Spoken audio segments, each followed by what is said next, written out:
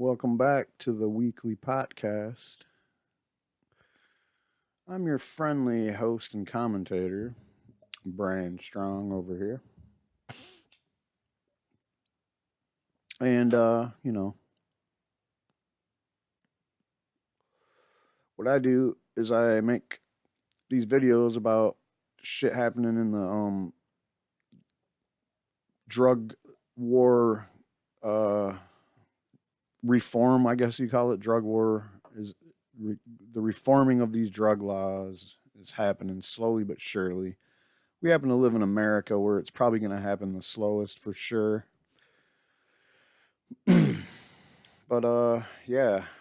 there's all kinds of people out there pushing the narratives that the government and the lobbyists that want to keep marijuana illegal and keep the drug war going in general, like the prison lobbies and big pharma and shit.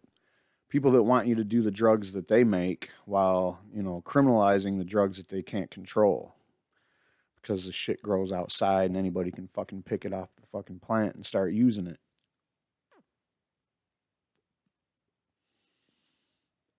They want to tell you that this shit ain't medicine. Who cares? They want to tell you that they can be an authoritative regime that comes along and fucking locks people up because they don't do the drugs that they are told that they can do. And that's fucking why I'm here, is to give a voice to the fucking people on the other side of the drug war, quite frankly. And sometimes these people are, they don't have a voice because they're suffering.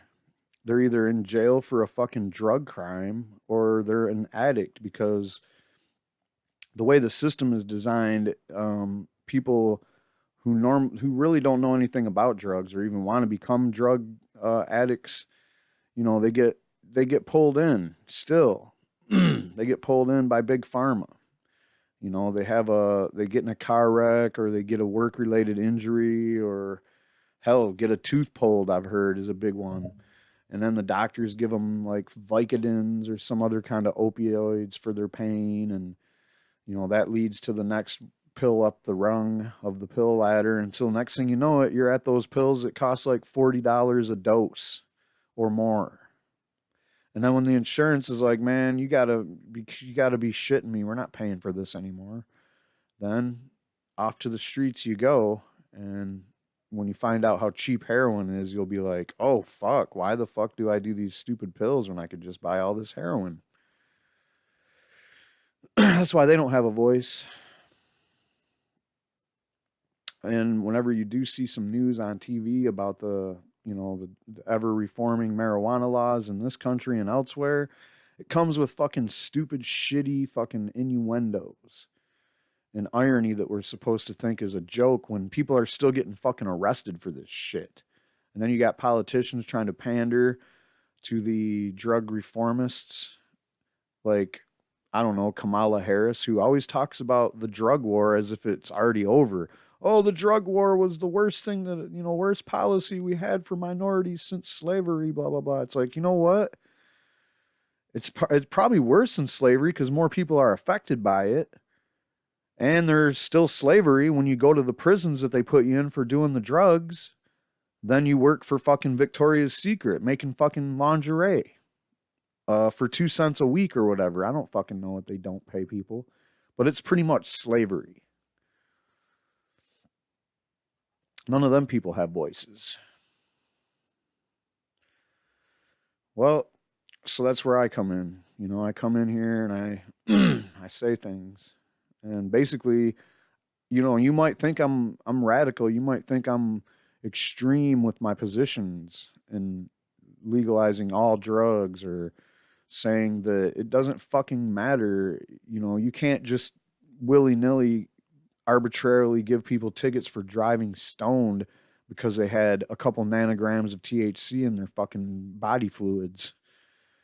Those aren't extreme positions, though. They're actually positions rooted in factual knowledge and information that is legitimate. But yet, there's this counter current of just complete opposite facts. that are coming in as marijuana laws are, basically being written for legalizing marijuana. And they want to do it with the utmost concern of caution for public safety when there is no fucking issue with public safety. They want to act like if they legalize marijuana, everybody in the fucking country is going to start smoking it, and that's going to be a problem. That, you know what? If everybody in this country started smoking marijuana, fuck, it'd be so much better of a country. There'd be so much less arguing and bitching about the dumbest shit.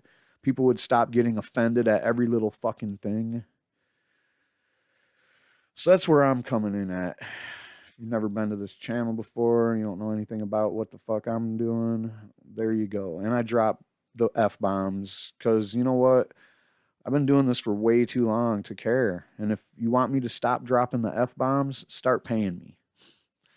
Put me on a network or something. But actually, you know what? I'm not going to do that. I'm never going to sell out. I don't fucking care. The biggest form of selling out is I might start asking for donations sometime down the line if I do more of this. Right now, I don't feel like I do enough of this to really care. But I will say this to YouTube. You're a bunch of assholes. Basically, all these content creators around here that don't get paid fucking shit make you who you are. That's why YouTube is what it is today, because people wanted to go and see what everybody else was saying about something. YouTube used to be cool. They used to have this thing called the, like a response video right below the video. So if you had something to say about a video you've seen on YouTube, instead of going down to the dipshit comments section where fucking the IQs get lower as you scroll down farther, and sorry to anybody that comments in my comment sections. I'm not talking about you. You guys are the best people on the internet. You seem to be the most knowledgeable too, for the most part. But yeah, there used to be an area where you could post a video to reply to videos. And it was a lot more interactive and people were a lot more engaged. Now it's just a bunch of fucking talking heads further encapsulating people in their little bubble of fucking ideology. And I don't know how safe or dangerous that is. Now you got people that are super loaded with fucking, partisanship or whatever you want to call it, like my side, it's all like tribalistic bullshit. And I'm not above the fray. I'm not above it. I am, pro marijuana. And like I said, you might think my positions seem extreme at first, but if you listen to what I'm saying and realize that I've got decades of fucking staying on this story nonstop, that's all I fucking do. If you know anything about me, then you know that I'm not talking shit. That's basically it. I fucking sit around here and read these stories all the time. I'm basically sharing with you the most important stories I see come across my desk.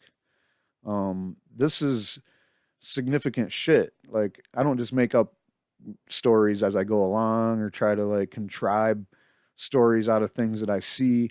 I'm just reporting the stories that I see that I know have to be like spread out farther and made a permanent record of. Because we all know that these stories, these articles, they're nice while they're brand new, but next week no one gives a shit about them. Next year might be a novelty item, but that's about it. These videos, though, these things seem to be like you can go back a year and watch a video that I made, and it's still important because right now, the ending of the drug war is upon us. We're in the last thralls of them, carpet bombing everything and trying to get everything they can before their stupid, illegal, unconstitutional fucking war against the citizens of this country is finally over. And if you want to get right down to it, it's a fucking war against everybody in the world. This is a United Nations war against the people of this whole fucking planet. United Nations treaties to ban all the drugs that they wanted to ban and make lists basically. And every country, member states, have their own lists. They're called Controlled Substance Act, is what it is in America. And it's fucking unconstitutional. Hello. Especially if you don't have any science to back up why something is even on the fucking list to begin with. Marijuana. You say marijuana is on the list because it's highly addictive and dangerous, and nothing is further from the truth. And especially the thing where it says it's not medicine, or the extreme wording of isn't medicine even if it was done under the direct supervision of a physician. Are you fucking kidding me? You telling me if I sat here and medicated, or what about when a doctor gives fucking marijuana oil to a baby that has Dravet's and the fucking seizures stop immediately? Now, does your statement about marijuana being on Schedule 1, because even under a doctor's supervision it isn't medicinal, does that really hold up? You know, this is just fucking ridiculous. Everybody in the world knows that the drug war is totally wrong and that it's illegal and it's unconstitutional in every country. But it just keeps on happening, and I don't want to plagiarize that. That was a Dana Larson tweet, and I'm kind of paraphrasing it, so I'm just gonna let it go.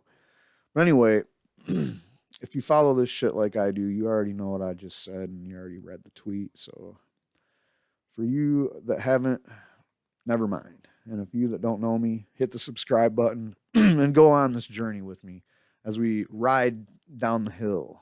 And the stories that come are going to be, at times, are going to be hard, you know, because like I said, the people that are losing this war, they're carpet bombing, and the carpet bombing is only going to get worse. And as they're losing the war against, you know, prohibiting all drugs that they don't want people to do because they can't control them, as they start losing this war, they're going to start trying to take over the fucking new thing that emerges, which is the regulated markets. They're already doing it with marijuana everywhere. And if you don't think this is going to happen with everything else, please. I mean, at least with marijuana, you had like a huge home growing movement that was going on for decades before any legalization ever happened. And then, you know, so they got to the point where they're like, all right, well, there's no way we're going to stop people from growing weed. There isn't nothing like that for cocaine or heroin. Last time I checked, I don't know anybody that's got an indoor coca fucking plantation going on in their basement or a fucking poppy field in their attic or anything. So, yeah, it's a little easier to see how they're going to take those regulated markets over when it happens, but right now we're seeing, you know, the early stages of the end of the drug war, and I'm going to report on it. I'm glad I started this channel because that's what I fucking have a passion to do, is talk about this shit as it happens, you know. We're getting to the point where juries aren't even fucking buying this shit no more. I mean, how much of a crime do you really consider somebody using or even selling fucking drugs? I mean, unless you're talking about somebody's out there knowingly like cutting heroin with fentanyl and selling that shit to kids in 6th grade or some shit. You know, like people, if there's not a victim in the crime, how do you even call it a crime? This doesn't make sense. So the whole world is arresting its own citizens because people want to do the drugs that they tell them not to do. This is fucking the stupidest thing in the world I've ever heard of. So all that ranting and raving is out of the way. Let's get into some stories. We're going to start with international news as usual. And this time we have the Republic of Georgia, who has decriminalized cannabis consumption. That's pretty awesome. Georgia, in case you didn't know, is right there, which is kind of like in the middle of the Middle East, smack dab in the middle of the Middle East. And yeah, let's read it. The Constitutional Court in the Republic of Georgia ruled Thursday that it is unconstitutional to criminally prosecute someone for consuming cannabis. This de facto decriminalization does not affect the criminal punishments that still exist regarding the purchase or sale of cannabis, but the shift allows the personal choice to consume the herb. Quote, cannabis consumption has been decriminalized today, said Lago Chvishia, lawyer for Gurchi, a political party in Georgia that has been an integral ally in the fight against cannabis prohibition. Quote, it will soon be decided whether consumption will be legalized. Jiva Shanidas is the Georgian citizen who brought forth the constitutional challenge in order to abolish his criminal record for repeated marijuana consumption offenses. The decision is on behalf of the Constitutional Court, is the latest major development for cannabis reform in this former Soviet nation. On July 14, the Constitutional Court bestowed another win for marijuana when it declared the cultivation of up to 151 grams of pot for personal use was not a criminal offense. So that's like 2 really small plants, I think. Previous to the decriminalization of personal cannabis cultivation, the Gurchi Party planted 84 marijuana seeds at their head office in January, an act of civil disobedience against cannabis cultivation prohibition. The plants were confiscated by authorities, but no arrests were made. Today's decision by the justice system will now head to Parliament in order for the ruling to be adopted into law. Excellent. And, you know, this can happen here. We have the Bortel case, Alexis Bortel, and several others are suing Jeff Sessions for the constitutionality of cannabis being on Schedule 1 and for the ability to travel between states because their medicine is legal in one state and not in another state, or even if it's legal in the state right next door, just moving from one state to the next is a federal issue. And I think that's bullshit. And yeah, so that's just, I mean, I can be excited about a lot of different things going on, but the only thing that's going to change shit like right now, like boom, it's legal everywhere, is that case. I mean, it won't say, yeah, it's legal everywhere. It'll just be like, oh, yeah, it's not illegal federally, and there's all these doors that opens. And if you watch my videos, I'm just about every day I have a new thing that I'm like, oh, shit, man, all we need to do is take it off schedule, and this will be not a thing. Like federal tax problems, banking issues, state to state commerce, or traveling from state to state. All these things will be like, who cares anymore if the feds take cannabis out of the scheduling system. So yeah, big cheers and just proof that it can be done, you know. Afghanistan opium production hits a new record again. How can anyone be surprised by this? And how does anybody not see that this is the exact reason why we still are in Afghanistan? And it's just, there's a whole pie chart of reasons. And the pie chart is all about money. And it's pretty fucking sad when, you know, you're saying that America's condoning this. No, we're fucking behind it. If you don't think we're behind it, you're a fucking moron. Are you kidding? I've seen photos of troops guarding plants and plantations. Even more so, there's like turf wars and, you know, that kind of shit going on. And there's also like American troops on one side of Afghanistan, they'll be protecting heroin production labs. And in another area, they'll be fucking burning them down and knocking them over. It doesn't make a fucking bit of sense. It's the dumbest thing I've ever heard of. And then also, meanwhile, the number of people in America dying from heroin overdoses is at epidemic proportions in every fucking state in the country. Nobody sees a connection here. Nobody thinks there's anything going on. While they're busting fucking people on the ground selling dime bags to each other, they're shipping this shit in somehow, guys. If you think all this Afghanistani heroin is somehow coming up from Mexico, you're fucking dreaming. You don't know what the hell's going on. You don't know the massive amounts of heroin we're talking about here. We're not talking about like a couple of smugglers moving like bricks of heroin through some mules and maybe an occasional submersible submarine gets a couple kilos over and a couple 100 kilos just got flown over on a drone. Sure, those things are happening too, but that's not enough to make sure that some junkie in the middle of Iowa has his fucking dope when he wakes up dope sick every day. If you think that the fucking heroin is coming in like not by C-130 transport aircraft, then you're just, you don't know what the fuck's going on, man. And that's what they count on. They count on nobody knowing what's going on with this shit.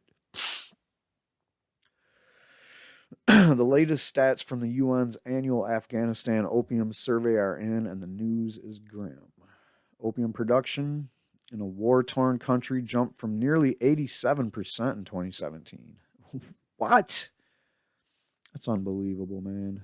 To record levels, an estimated 9,000 metric tons.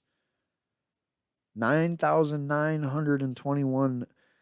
It's like 10,000 where they don't want to actually freak you out with big numbers. Let's just say 10,000 tons of heroin, guys. Are you kidding me? Wow. Areas under poppy cultivation rose by 63%, reaching a record 328,000 hectares, or 810,488 acres, according to the joint survey by the UN Office on Drugs and Crime, the UNODC, and the Afghan Counter-Narcotics Ministry. Boy, I bet you that office is totally not corrupt.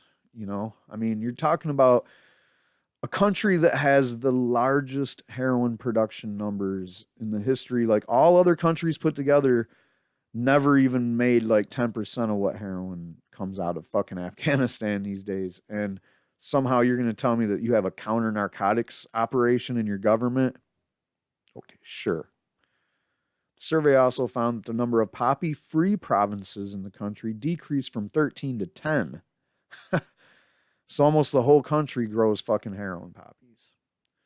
So with Ghazni, Samangan, and the Nuristan provinces joining the list of poppy-growing regions, this boosts the number of Afghans' 34 provinces now cultivating opium from 21 to 24. Ungoddamn believable, guys. It is high time for the international community in Afghanistan to reprioritize drug control and to acknowledge that every nation has a shared responsibility for this global problem.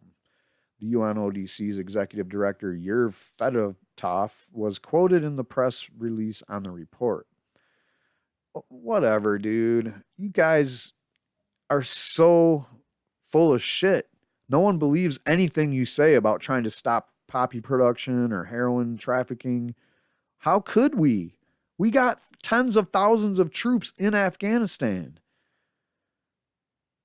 We could shut that whole fucking country down and do whatever we want with it. Like it's fucking just one more of our little countries that we have a total stranglehold over. We could just be like, you know what? We're going to carpet bomb this shithole and let the fucking, ISIS and others like them take over, like we did it with every other country in the Middle East. But nope, for some reason, we got to be there and be on the ground with troops every day. And you're acting like we can't just shut down this shit. Yeah, right. Come on, dude. Quit giving us lip service. We don't believe a fucking word of it.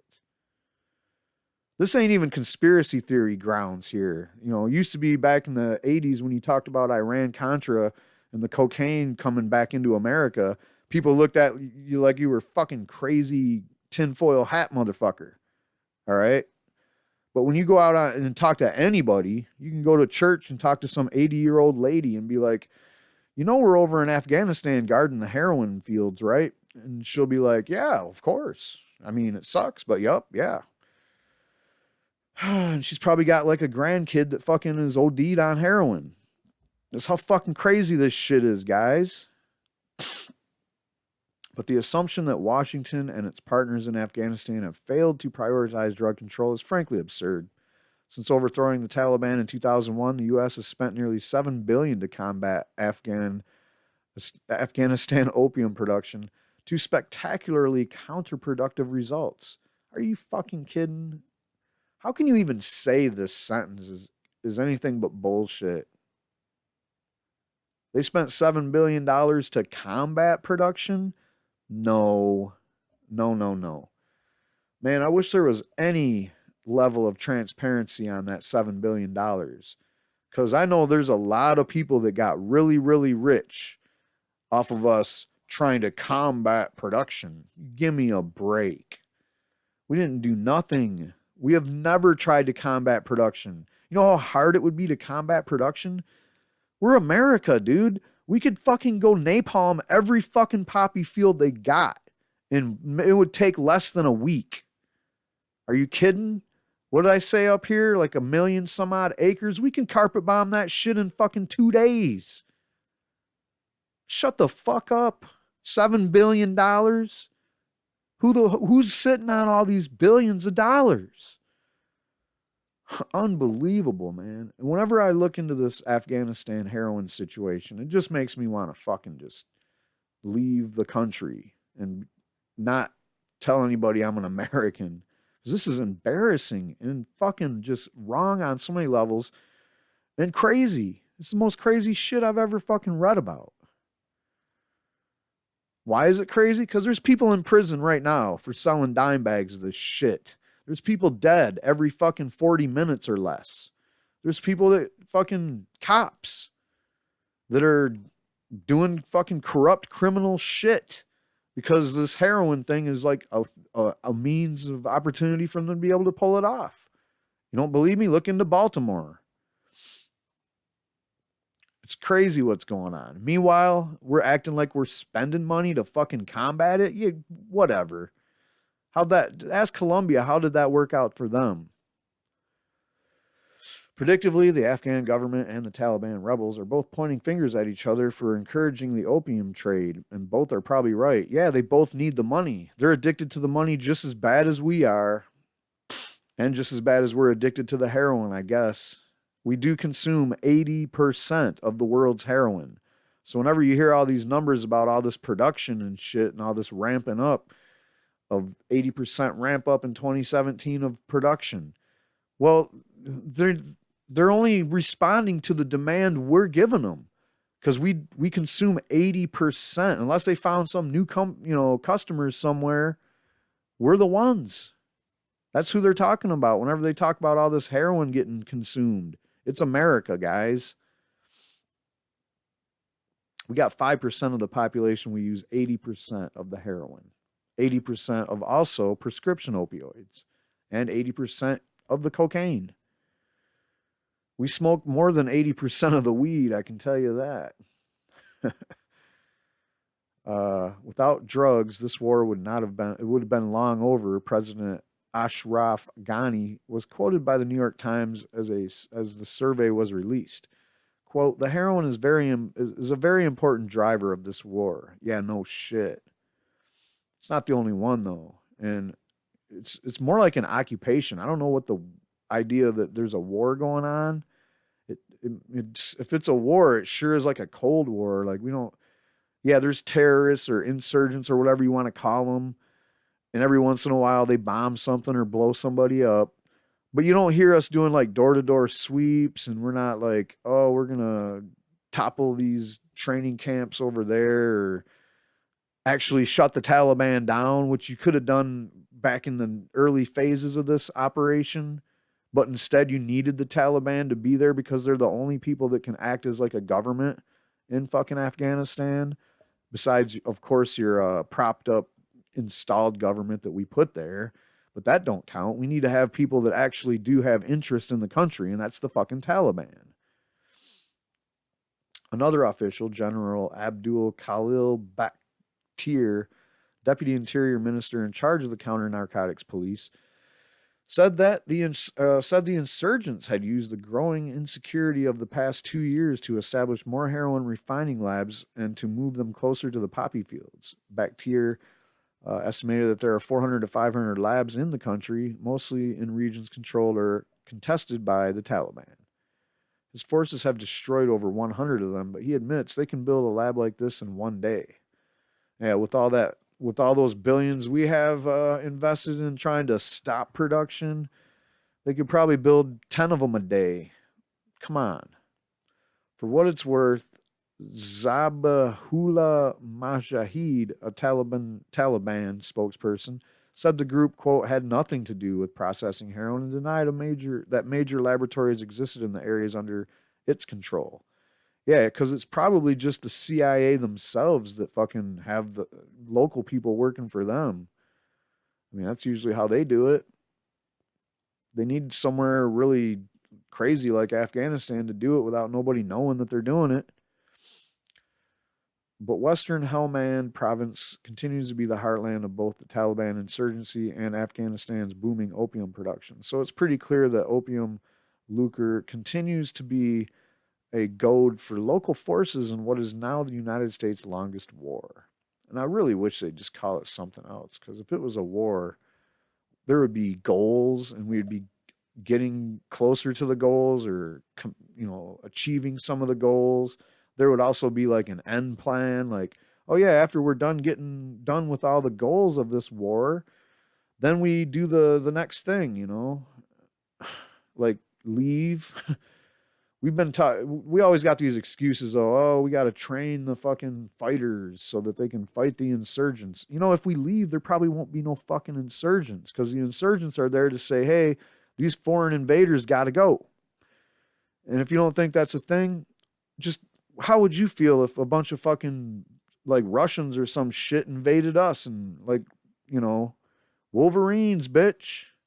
Or are you going to just be a servant to the new government that gets installed by the whoever, like, oh yeah, this is cool. When you look at it, I mean, Afghanistan's never really had anything going on except for warlords running small regions and different people having different power struggles. And, it's never been like an official country that we recognize. So it's basically like anybody can do anything they want there. Of course, we're going to go there and do whatever we want. So we had an anniversary, whatever the anniversary is. My math is kind of shitty right now, but it doesn't sound like a. But anyway, on this day in 1933, prohibition had been repealed of alcohol. Prohibition repealed is ratified at 5:32 p.m. And does this sound familiar? Roosevelt asked nations to bar the saloon. Bar the saloon. Just like your local municipality wants to ban the dispensaries and all that dumb shit.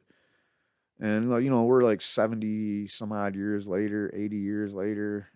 Yeah, you know what? That shit didn't work out too good, did it? Barring the saloon. I mean, I'm sure there is somewhere where there's a ban on saloons, but, what kind of attitude is that? Why are you going to ban something that is legal? Or why are you going to try to prohibit it or make rules to diminish the ability for people to partake in it?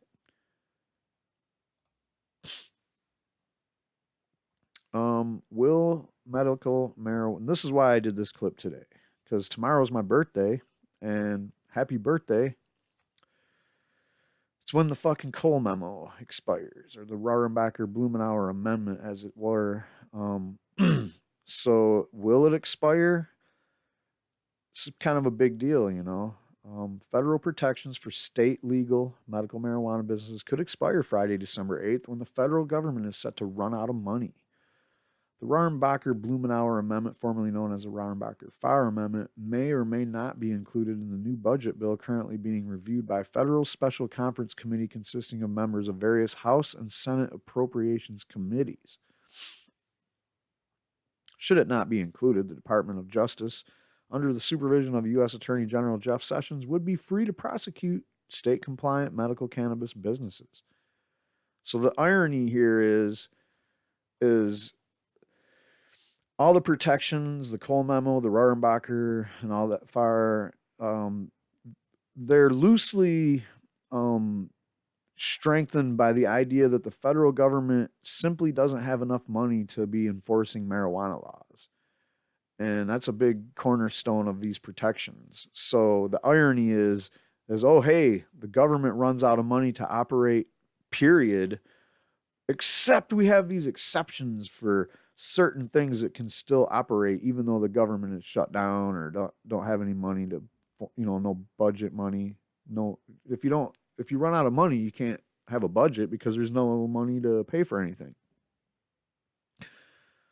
But somehow the DOJ will still be able to do things. How are they able to do things that they couldn't do before? they can act like they got the money while there is no money at all. I don't know, whatever. The Rohrabacher-Blumenauer Amendment prohibits the DOJ from using federal tax dollars to interfere with states that have made their own laws regarding the legalization of medical marijuana. The legal memorandum was originally issued by the DOJ in 2013 and sets the policy of the non-interference in state laws as long as the regulations do not threaten federal priorities like distribution to minors and supporting drug cartels, according to CNN.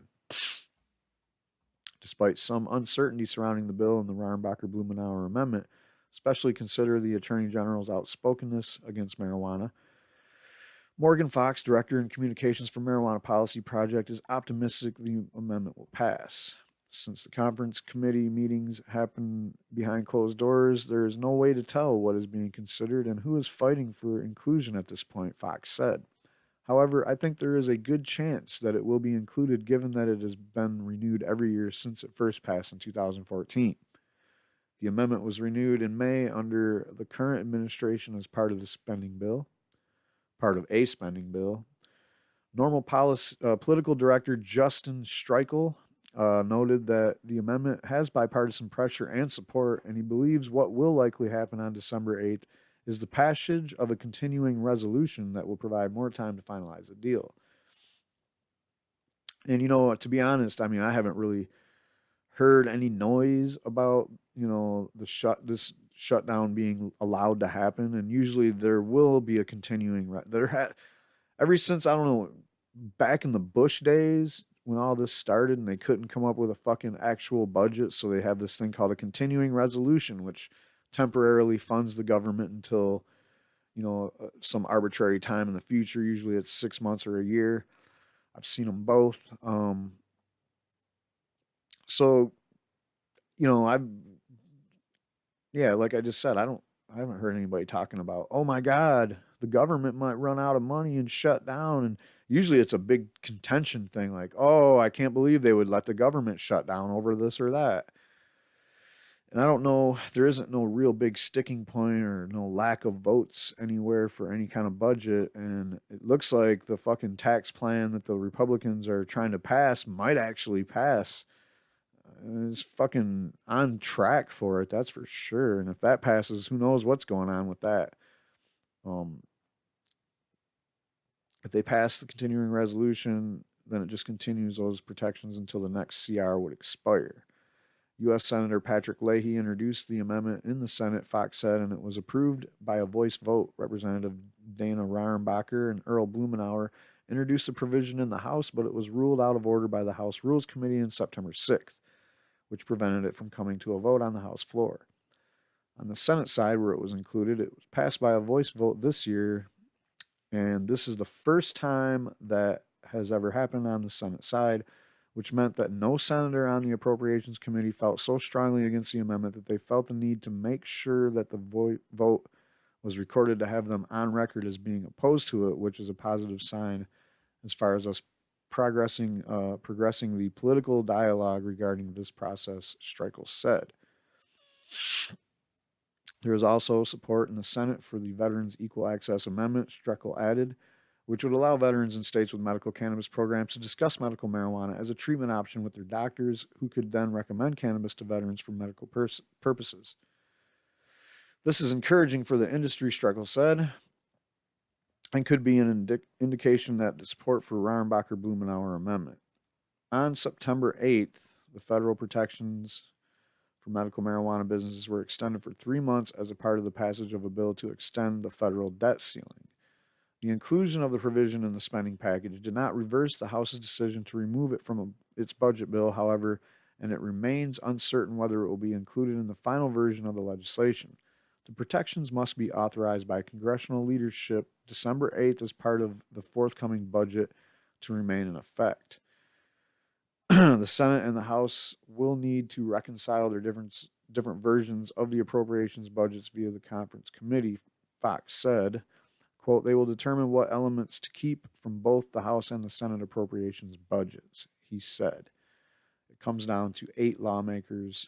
At the end of the day, it's going to be a congressional leadership sitting in the room, and they're going to be looking at what's different and what's not. And given the support, given the advocacy that we've seen coming from the left, right, and center, in supporting the continuation of this very simple policy, I'm cautiously optimistic that it will be included, Streckel added.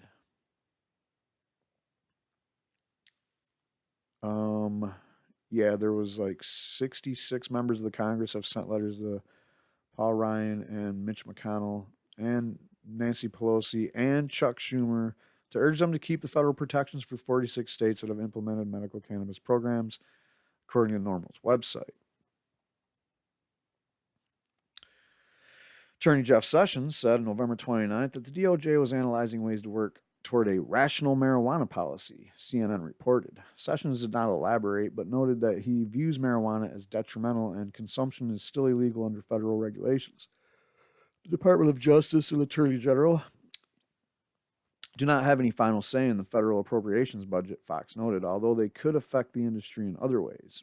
National politics has been fairly unpredictable, and there are several things the DOJ could do that would have a negative impact on patient access and future progress that don't have as bad of optics as widespread SWAT raids, Fox said. For instance, they could send letters to landlords of marijuana businesses threatening asset forfeiture if they continue to rent to current cities or go after ancillary businesses. This kind of federal crackdown could create fear for the industry, patient involvement, and further reform in states that do not yet have effective medical marijuana programs.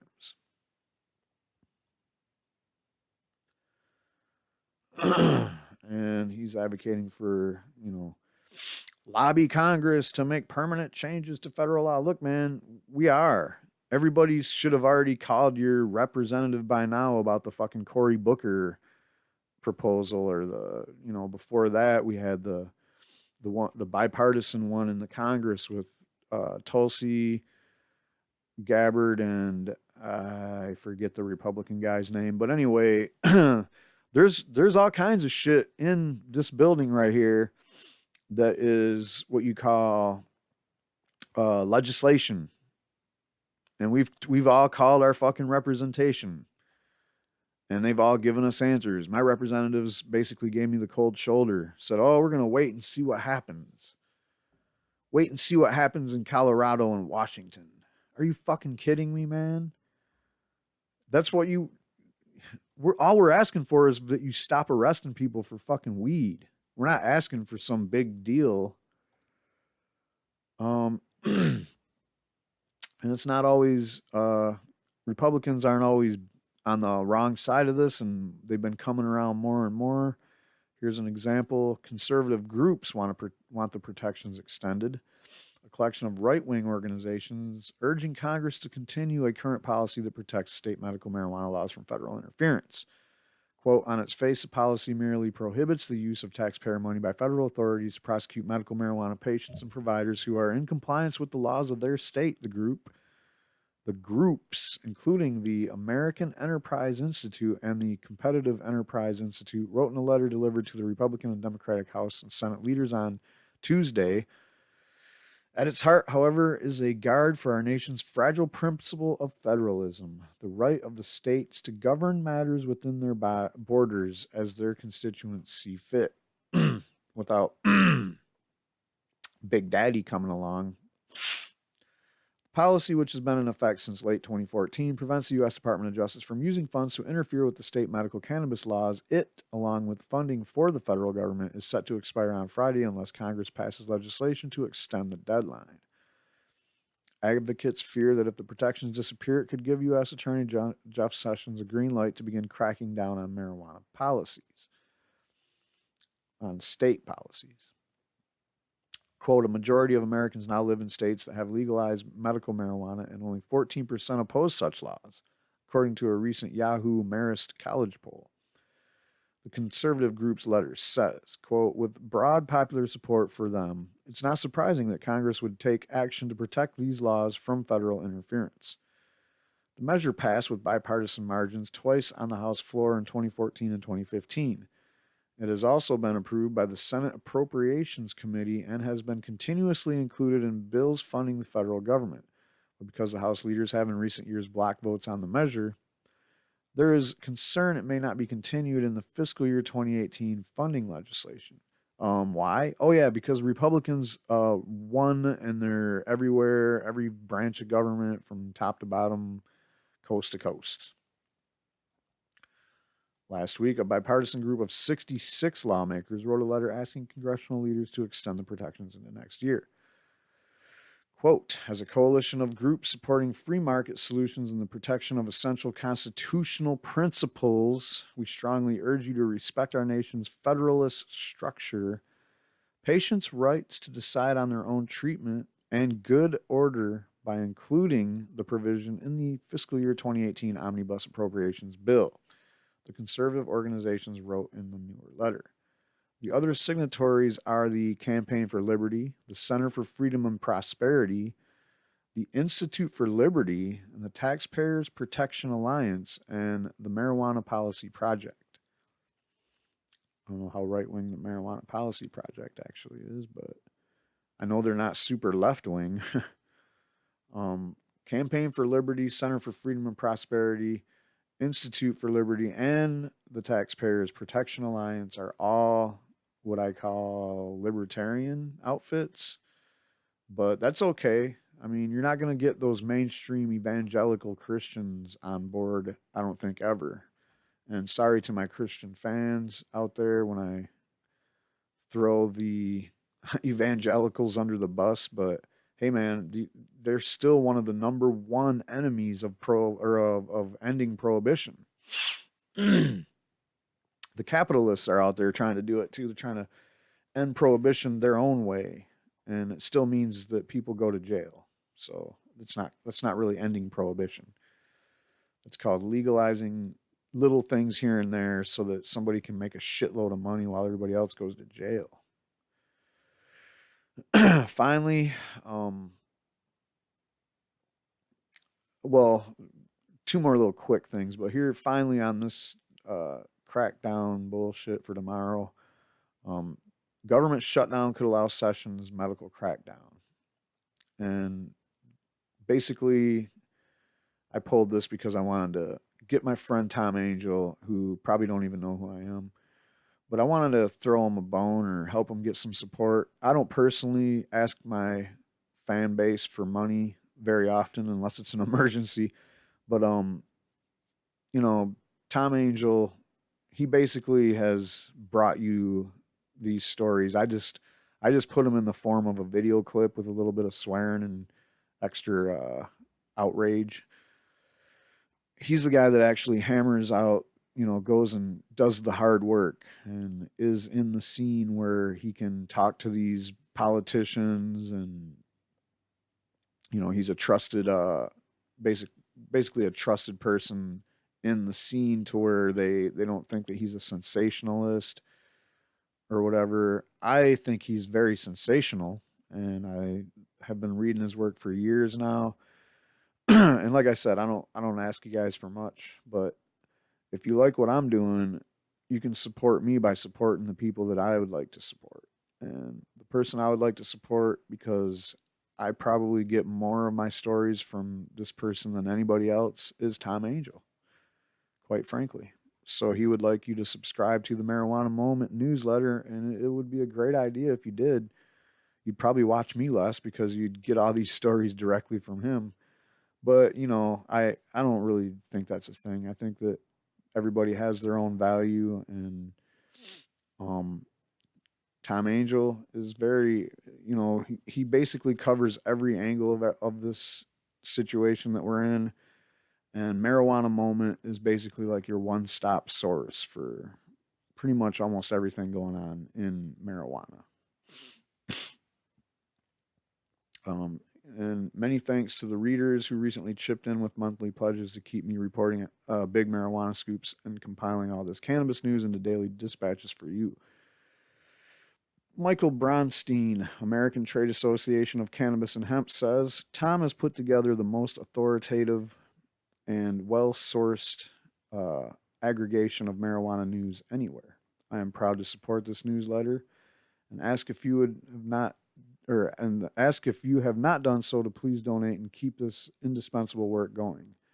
Andy Gallica says we need more serious individuals covering the cannabis space. Joel Erickson says Tom works tirelessly to research cannabis issues on both state and federal levels. I have greatly benefited from his independent reporting, and I strongly feel that supporting that independence is important enough to invest in his future efforts, and you should too. If you rely on Marijuana Moment to stay informed about the many local, state, national, and international marijuana news developments happening every day, please consider whether you can afford to start a monthly pledge so I can continue this work. And his patreon.com/marijuana moment link will be in my description below. And all you need to know from that story was that a potential federal government shutdown this week could allow U.S. Attorney Jeff Sessions to launch a crackdown on medical cannabis patients and providers. If Congress fails to pass a budget extension, the current rider protecting state medical marijuana laws would expire. And since DEA agents and federal prosecutors are exempt from furloughs, they would be empowered to go after state legal operators. That's scary shit. And if you don't think these jackboot thugs aren't thinking about doing this with itchy trigger fingers, then you don't know these jackboot thugs very well. And here's one more little thing to scare you about that meeting tomorrow that they're going to have before they, I'm sure, release the details of what Jeff Sessions is going to talk about, because he's going to have this meeting with the Department of Justice and other people that, are all coming together to talk about these new reasonable marijuana things that he was talking about like last week. Whatever. Now we have the Heritage Foundation coming in on this meeting. And of course, no press on side, no press questions. Only photo ops beforehand will be allowed. Sessions will host a roundtable on drug policy with representatives from the Heritage Foundation. Friday, December 8th, 10 a.m. Eastern. I don't know what that is. But anyway, yeah, this guy is an actual reporter from that reports on the Department of Justice for BuzzFeed. So I think he posted this when he got snubbed from being able to attend or being able to ask any questions. And I would be too. Speaking of the federal government still, U.S. Surgeon General says he supports medical cannabis research but opposes recreational use. Apparently, it doesn't matter to him that this kid right here might get caught with a gram of weed someday, and all kinds of bad shit's going to happen after that. No matter what else he's going on in his life, all of a sudden that's going to make him a bad person. U.S. Surgeon General Jerome Adams has come out in support of medical cannabis research but still opposes recreational legalization. Speaking at a National Black Caucus of State Legislators annual conference in Indianapolis last week, Adams said that he believed medical cannabis should be like any other drug. The News and Tribune reports, quote, "We need to let the FDA vet it, study it, vet it. The FDA actually approved cannabidiol oil and some derivatives of marijuana. Although Adams' support of medical marijuana research is surprisingly forward-thinking for a member of the Trump's administration, he still expressed reservations about the potential risks of cannabis use. Quote, marijuana is not one substance, he said. It's actually over 100 different substances, some of which benefit, some of which are harmful. No, nobody's told me about the harm of this shit yet. What's the harmful? What is harmful? Anyway, research on every individual substance that comprises cannabis is still in its very early stages, but to date, there is not a lot of evidence to support the claim that any one specific cannabinoid is more harmful than others. That's the truth. And the reefer madness theory is you could just say shit like this and people will believe it. Because somebody that has any experience with marijuana and limited experience at that, the more limited experience you have, the more you'll believe it. Because if you just smoke joint one time, you might think, oh my God, this stuff really fucks you up. It don't. Adams also said that he opposed the smoking of cannabis, noting that Surgeon General's office has traditionally opposed cigarette smoking. Quote, how am I going to tell you not to smoke a cigarette, but I'm going to tell you to pick up a joint? I can't do it. Can't do it, he said, according to the News and Tribune. Quote, I don't want 10 years down the road where we're seeing an epidemic of lung cancer among folks who are smoking medical marijuana. You know what, buddy? You can't do that either, because the reason we know that you tell people not to pick up a cigarette is because the Surgeon General finally had to fucking admit that cigarettes cause cancer back in the late 60s. Right? Am I right? You fucking knew it all along. The government, the Surgeon General. You think the Surgeon General's sitting there smoking a cigarette on a TV commercial back in the 50s, telling you how safe it was, because they were fucking lying to you then, and he's lying to you now. We have research that tells you that smoking marijuana isn't not dangerous like smoking cigarettes. You know what? It's called the 400,000 fucking people that die every year from smoking cigarettes, and the 0 people that have ever died from fucking weed. So you shouldn't be the Surgeon General, but then again, you're part of a fucking right-wing government, so nothing in here surprises me, except for that you're even for any research. You should be like awash with big pharma money and just talking all kinds of negative shit like everybody else that's paid off in Trump's administration. Medical cannabis can, of course, be consumed in a number of ways that do not require smoking, and several states that have legalized medical marijuana explicitly prohibit products that necessitate smoking. Although, like I said, it's not fucking proven to be anything dangerous, so who cares if you smoke weed or not? Adams, who previously served as Indiana Health Commissioner, Indiana, remember, is probably one of the worst states for marijuana laws that there is. But he was the health commissioner there before his appointment to Surgeon General, and he told attendees of the conference that, quote, while I want to make sure we can get the ingredients of medical marijuana appropriately derived so that folks can access treatment, I also have concerns about us encouraging folks to go out and smoke because there's unintended consequences. Really? Like what? Sounds like you're talking about alcohol, where every time you drink, there's a potential for unintended consequences. Or benzodiazepine, where when you take those, you might not remember what you did, and I guarantee you, you probably don't want to. So what are you fucking talking about with these people smoking having unintended consequences? These comments are timely, closely following Governor Eric Holcomb's recent mandate that the state's excise police should check stores carrying CBD and remove any products containing trace amounts of THC. Although state law has legalized CBD as a treatment for some conditions, Governor Holcomb is now saying that any sale of CBD are illegal. It's because you guys are some right-wing, complete fascist, authoritarian dicks, all right?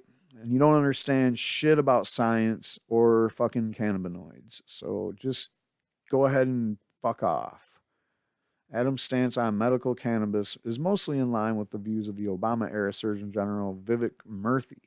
Quote, we have some preliminary data that for certain medical conditions and symptoms that marijuana can be helpful, Murthy told CBS this morning back in 2015. Murphy stopped short of recommending that states legalize medical or recreational marijuana, but like the current Surgeon General, he added that government policy on cannabis should be driven by scientific facts. That's funny when you won't even like incorporate scientific facts into your own statement. You think that we're going to actually write laws that give a fuck about them? Come on. Don't be so naive. You're a doctor. Marijuana policy and all public health policies should be driven by science, Murphy once said in an official statement. Quote, I believe that marijuana should be subjected to the same rigorous clinical trials and scientific scrutiny that the Food and Drug Administration applies to all new medications. And I do too, dude. And so does everybody else. But quit acting like you're going to test the components of marijuana. We want you to actually like take a fucking joint and test that. Tell us that that's not medicine. Prove it. Prove that there's some dangers involved or some adverse side effects that you need to worry about. Show us the cause of that from the joint and how it causes these fucking negative outcomes and impacts that you keep talking about. Because you're not. You don't give a shit about scientific scrutiny. And the FDA sure the fuck don't. They're faking people every day. They're lying to people every day about food that's healthy, air that's good to breathe, water that has just enough lead in it to where it's supposedly not dangerous. Yeah, the FDA, we fucking trust them, buddy. We trust them about as much as we trust you. We don't. Murphy also shared the same belief as the current Surgeon General in that smoking marijuana is harmful.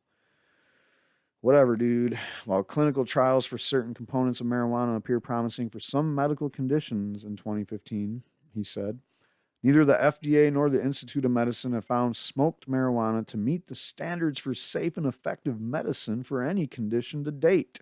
That's because you never tried the test. You never tested it. There's been no tests, so don't say there has been. So, boy, oh boy.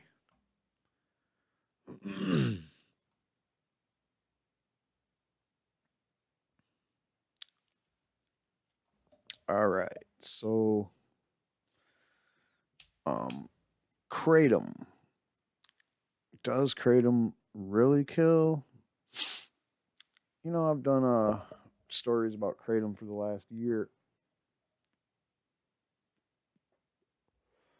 And one of the things that I always run into with this is that it feels a lot like they're just trying to railroad, just steamroll this shit right over us. Like, hey, this shit's dangerous. It kills people. It's just running rampant out there. People are doing this shit willy nilly. There's no, like, you know, possible way to limit how much kratom someone can buy and consume.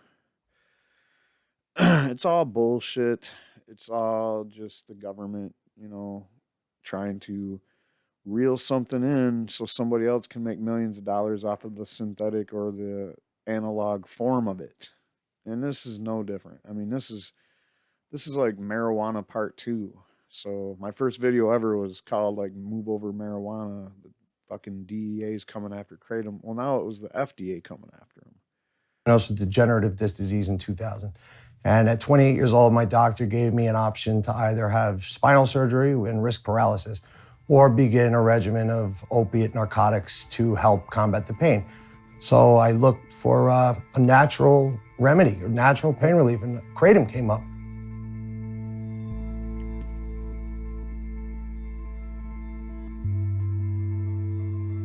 We know that kratom is a plant that contains mitragynine, so it partially turns on this one receptor in your brain, which is the same receptor that's turned on by morphine and heroin.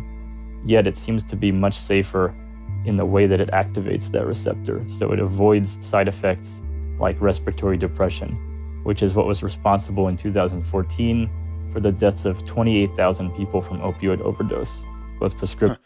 That's the last year it was under like 50,000. And illicit drugs, versus only one death potentially related to kratom use directly. Everybody's taking it for pain management or anti-anxiety or antidepressant. They will all be put in a position where we're gonna have to choose between being in pain or becoming a criminal. I was involved in a hit and run. Car hit me and pretty much left me to die. I completely ripped open my head and have complete nerve damage in my spine.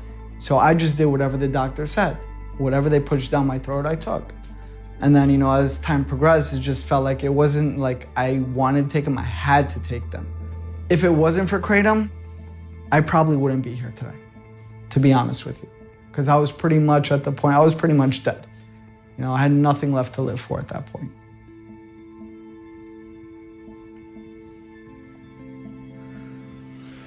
Bottom line is DEA is a drug enforcement agency. They go after drugs, not herbs. And if you take away this herb, people are gonna go back to drugs. A lot of people are gonna suffer, people are gonna die. That's the bottom line. The bottom line, people are gonna die if you take away Kratom.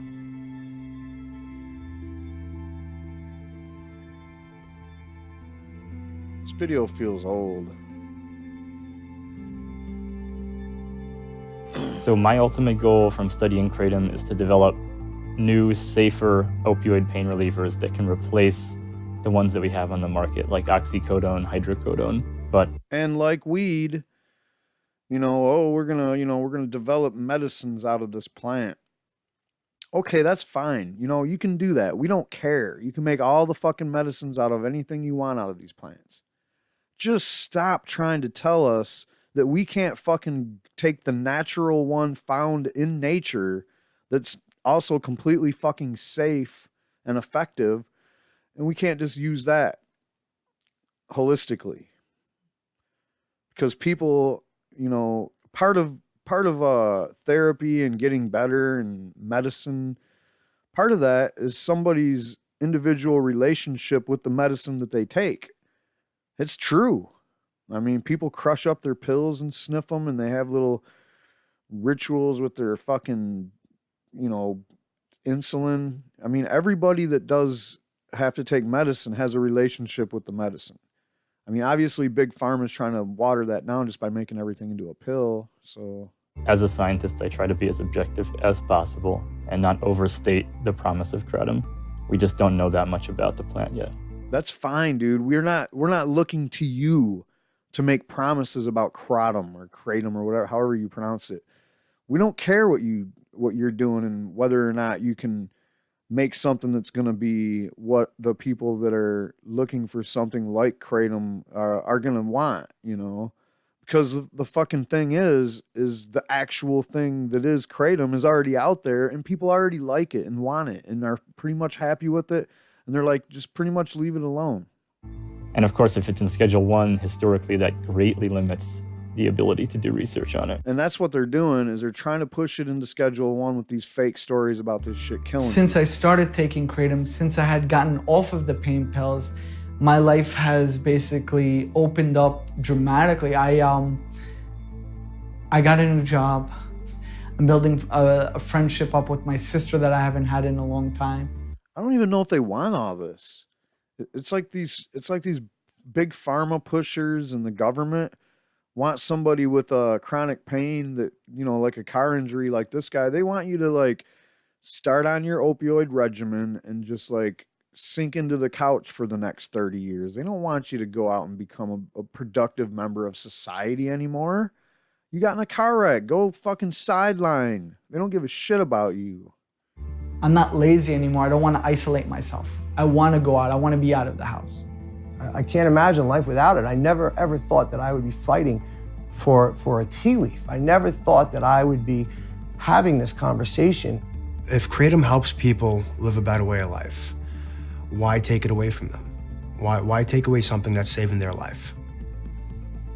Because they want to take it away from you and then sell it back to you in tiny little doses that they can measure out, not because it's dangerous to take too many of them. That's what they hate about kratom and marijuana. They know that you could take a whole fucking pile of their little doses. And if they even have a dose that's like, okay, this dose is worth like $2 and this dose here is worth $10, that to them, that's $1 million idea, man. You can fucking whole bag full of those doses. It's just ridiculous. So we're going to read this article anyway. This is by Nick Wong, who's on the mission. Thank you, Nick Wong, for doing what I can't do, for doing what I thanked Tom Angel for earlier, and that's hitting the pavement, writing the letters, talking to the fucking organizations and the people themselves on the phone or in, you know, some kind of communications, and actually getting to the bottom of some of this shit. And I really appreciate this. If it wasn't for people like you guys, I wouldn't be nowhere. I'd be sitting there, you know. I'm not going to take all the credit away from someone like a High Times or a Cannabis, but just getting stories from them is cool. But I don't know. I got my opinions about both of those publications. And it's like when you're doing what I do and you're always looking for stories about the drug war or cannabis in particular, you know, there's only a few resources that are even worth a shit anymore. So when you find people like this who really want to get to the bottom of things, you know, you gotta throw a big shots out for them people. So again, thank you, Nick Wing. I followed you on Twitter because stop. There's gonna be an update to the story. So John Gross stood out among the dozens of fatal drug overdose victims in Georgia. Bureau of Investigation examined in November of 2016. It wasn't just the 34-year-old's hulking frame at 6 foot 4 inches and nearly 270 pounds at autopsy. Grove's muscular body showed few signs of the years he'd spent battling opioid addiction. But when his toxicology test came back in January 2017, it revealed something unusual. There were no opioids in his system, nor were there cocaine or benzodiazepines, which are now responsible for an overwhelming majority of drug overdoses. We're talking like 60,000 a year-ish. Instead, Grove tested positive for a single substance, mitragynine, best known as the psychoactive ingredient of kratom, an herbal drug derived from the leaves of a Southeast Asian tea related to coffee. And it was mitragynine that had caused Grove to collapse on the floor of his coworker's bathroom and die, GBI concluded. Georgia Bureau of Investigations. Shit, I keep hitting these damn links that shouldn't be links. Come on, man.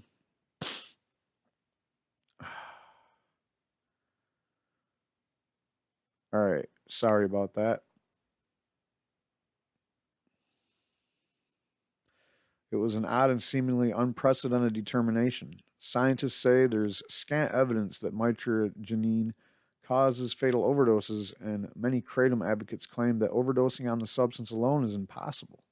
Although authorities have come forward with reports of deaths supposedly related to kratom, all of these cases they've cited publicly have involved the presence of other, often more dangerous drugs, making it nearly impossible to discern kratom's role in the fatalities.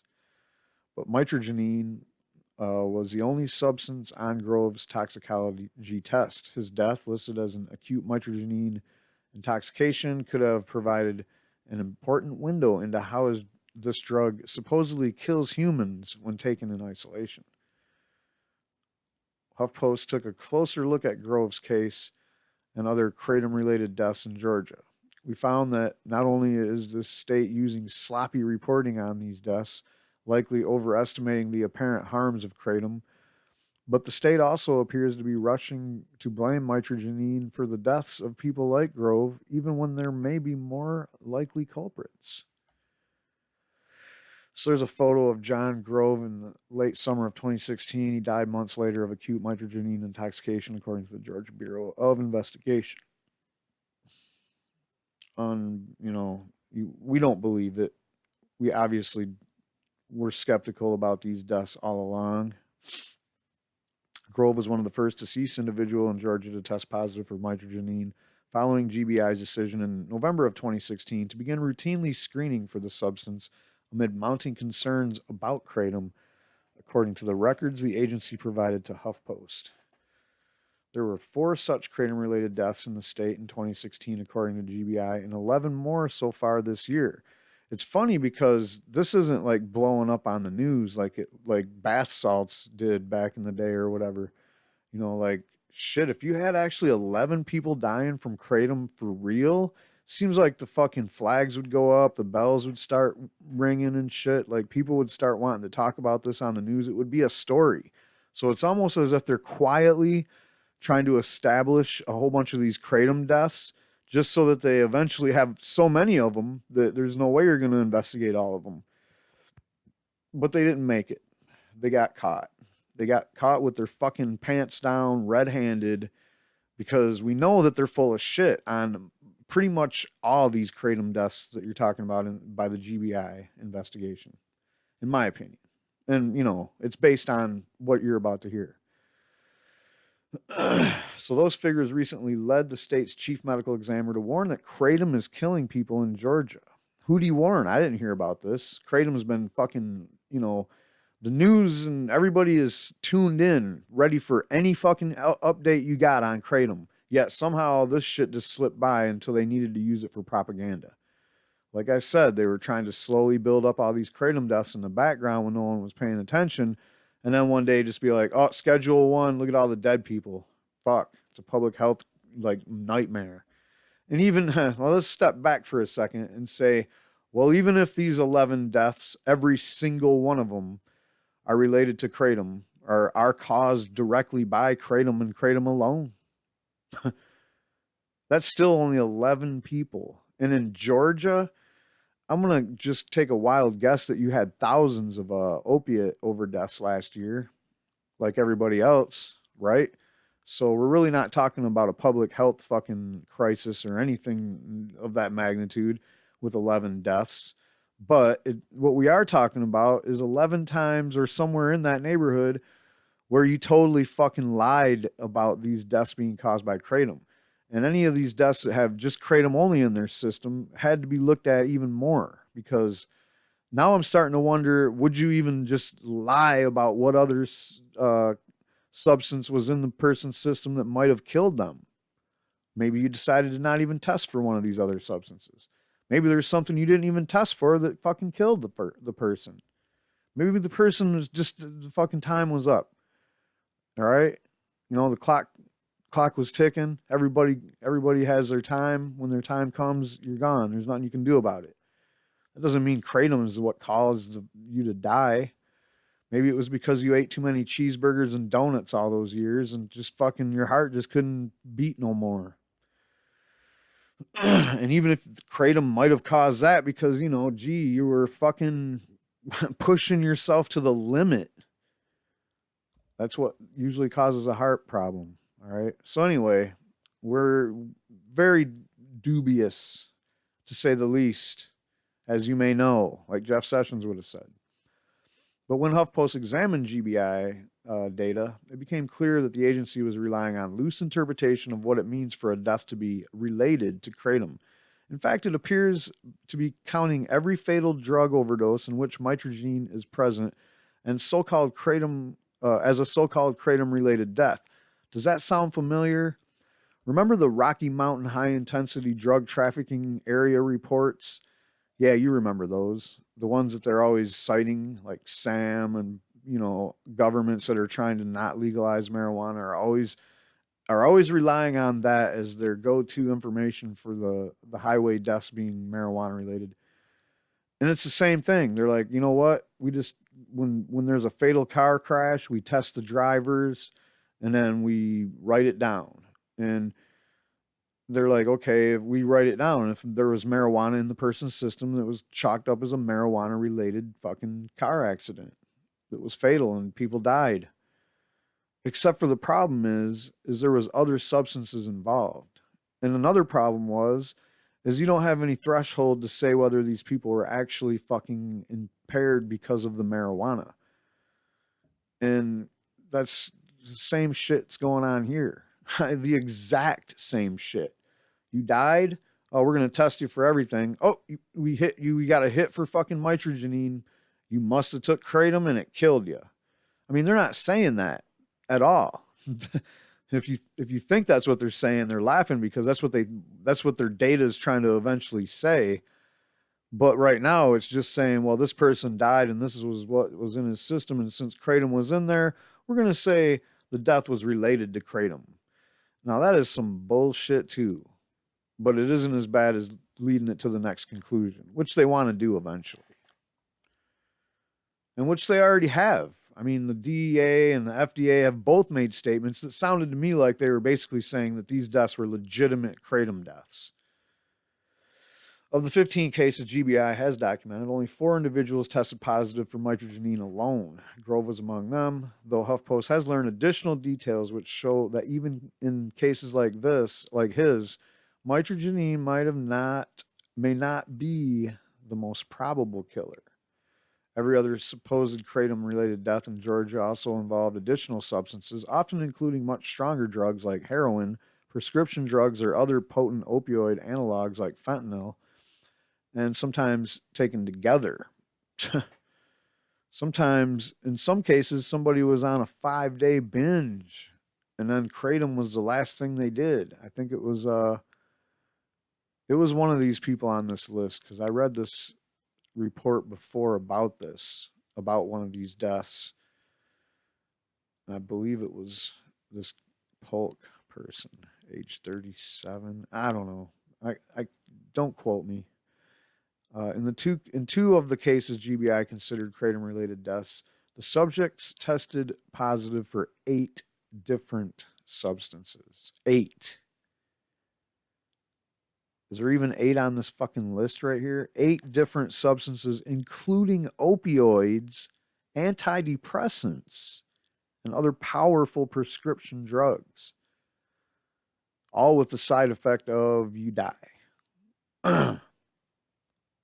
Due to the nature of GBI's data collection methods, it considers these deaths to be kratom related.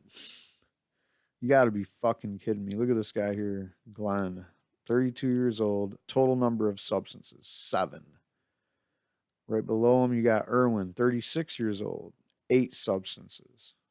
Kratom, synthetic and semi-synthetic opioids, benzodiazepines, antidepressants, amphetamine. If you know, kratom is the only thing on that list that fucking can't kill you. And I mean, the rest of them, unbelievable. Amphetamine, that's just like, he was making sure he could still stay awake because he was on 2 different kinds of opioids or whatever, some kind of synthetics. That could have been the fentanyl. And when you look at this list of things that could be fentanyl, 1, 2, 3, 4, 5, 6, 7, 8 people out of this 15-person list. 8 of them, that's more than fucking half, were probably on fentanyl, which kills just about everybody that fucking takes it eventually if you take it more than once. If you take it accidentally, you're probably almost guaranteed to die because you're going to take your normal dose of whatever the fuck it's mixed with and you're going to die because you also have now fentanyl in there on top of whatever you normally take. Mal, you want to be on the video, Mal? Okay. All right, anyway. My dog don't want to be on the video. She's just kidding. So when we look at this list and we see this shit and we're like, are you fucking serious? But you still got to look at the ones that were kratom only. Numbers 1 and 2 here. And then you got one down here and you got another one down here. That's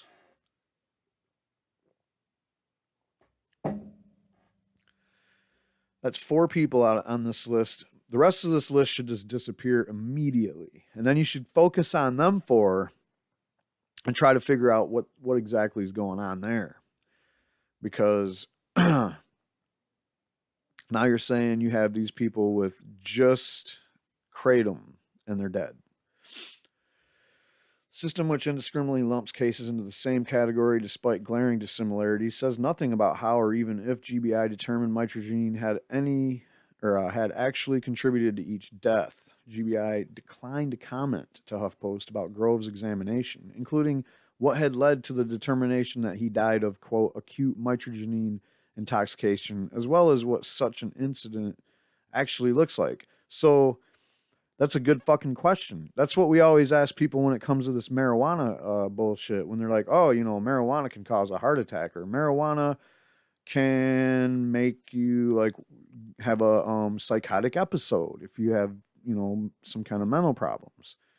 Marijuana causes brain damage to developing minds or some shit. So all of these things are what I call reefer madness because if you barely smoke weed and you just tried it for the first couple times and then you know what the buzz is like, and then someone tells you, oh yeah, marijuana could make you go psychotic and freak out, you might believe it because it's a weird buzz. It's not what you're expecting. It's not like an alcohol buzz where it just fucks you up. So a lot of people that aren't very familiar with the marijuana buzz but have had it, it's easy to tell them shit like that and they'll believe that shit, you know. But when we ask the people, like when just recently we had these doctors that reviewed this Colorado case of a kid that had died after someone fed him some edibles, this little infant, like 10-month-old infant. And I'm not, you know, sure exactly, you know, where they were coming from with this, because this case was already kind of argued last summer and people really kind of came to the conclusion that anybody saying that it was caused by the edibles were fucking full of shit. And then these guys came out and was like, oh yeah, it was caused by the edibles. This is the first marijuana induced death that we have on record. And then, you know, fucking, of course they walked that shit back because they were full of shit. There's no one that fucking died from marijuana, eating too much marijuana edibles. I don't care if you're 10 months old or 10 years old or 25 or 30 or 80. You won't die from fucking eating a marijuana. We always ask, show the causation. What is the fucking physical action that's happening here? Like with heroin, we know that it causes your respiratory system to basically be like, ah, fuck it, I give up, and stop. And that's what kills you. And sometimes constipation will kill a opioid user. But to just say that, you know, hey, this person used some heroin and then he died, had to be the heroin. You know, no, we're going to need a fucking autopsy. We're going to need to guarantee that that's exactly what it was. You know, it could have been foul play, could have been something totally unrelated. So we'd like to know the action that happens that causes the death and what it looks like. And that's what this question here is. And they would not tell HuffPost. That's because they don't have a fucking answer for that one. They couldn't be like, oh, you know, you take enough mitragynine and it shuts down your fucking, you know, gastrointestinal system, and then you explode because you get full of shit and you die. This is kind of bullshit that they would say, right? But it's not even that. They don't have an answer because there isn't one. It's fucking frustrating, man. Using these loose reporting standards, officials in Georgia have been able to claim they have the data necessary to classify kratom as a potentially deadly drug. See, they did that. They did it in the background, and they were hoping to get more of this going on. This was just going to be like the first stage. And then they were going to get all these other deaths and say, oh, kratom caused this one too. It's all horse shit, man. Nobody has ever died from kratom alone. I'm just going to go out on a limb and say that. And if you fucking want to prove me wrong, show me the actual case, man. But emerging science has found mitragynine to be largely benign, especially when taken in lower moderate doses. Additional research is needed to identify potential health conditions or genetic predispositions that could cause complications from kratom users. After all, if officials are genuinely interested in preventing harm related to kratom, they must first identify with a certainty what that harm is. But they never did that with marijuana, and it's on Schedule 1. But here they can be like, oh, look, kratom killed some people, and Schedule 1 it. This happens every time they want to prohibit a drug. Look up absinthe, look up marijuana, look up cocaine, look up heroin. I mean, granted, people do die from cocaine and heroin from time to time, but if you read some of the stories that are like the reefer madness of cocaine and the reefer madness of heroin back in the days when that was going on, like 1890 to 1910, it's pretty fucking amazing shit. And, you know, obviously the reefer madness for weed, it's the same thing. Weed's going to make you go kill people. That's literally what they were saying when they first wanted to outlaw marijuana, which, by the way, is a word they made up to make it fucking seem like the Mexicans, which you're already supposed to be afraid of, are smoking the demon weed and the devil grass or whatever the fuck, and the loco weed or whatever. And they're going to prey on your children and literally be ravenous murderers. That's the kind of shit they were talking about with weed. And with this, they got to make it demon. They got to demonize it. How they do that? They tell you people are literally dying from it, but they don't tell you how they die. So we don't believe them anyway. And if you put it on Schedule 1, just like marijuana, then we can't do the research. And they can't do, no one can do research. They're like, ooh, if we Schedule 1 it quick enough, no one can do any research to prove that you can't die from the shit. But I guarantee you the LD50 on kratom is probably like way more than you'll ever try to consume. All right? You can even concentrate the shit out of it, and you still aren't going to be able to consume enough to even come anywhere near a LD50 number, in my opinion.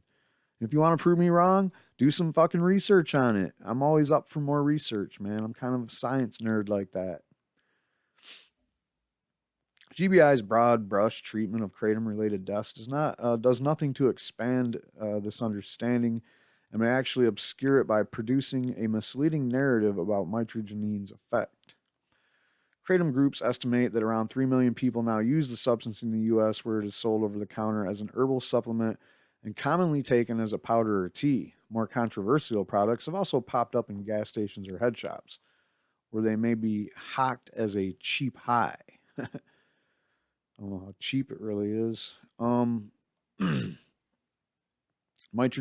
activates opioid receptors, but does so without triggering respiratory depression, an often lethal side effect of traditional opioids. Consumers use kratom for a variety of purposes, including as a treatment for chronic pain, anxiety, and depression, as well as a replacement drug for opioid addiction. So again, while Chris Christie and all these other idiots and now you have the opioid czar, I think is what's her name? Kellyanne Conway, Trump's old team leader for his team. Now she's the opioid czar, whatever the fuck that means. And you know what they're doing? They're taking out the good old 1984 Richard Nixon / Jeff Sessions fucking hammer, and they're trying to bang the fuck out of this opioid problem. They're going to totally ignore kratom. I even heard a Republican from out west, I think, senator maybe from out west. At one point he was like, man, with this opioid problem, I really wish we could find a drug or a substance that wasn't really that addictive, and it was good for pain, and it was also good for withdrawals, and you couldn't die from it. I wish we could find something like that. It's already there, guys. It's called kratom.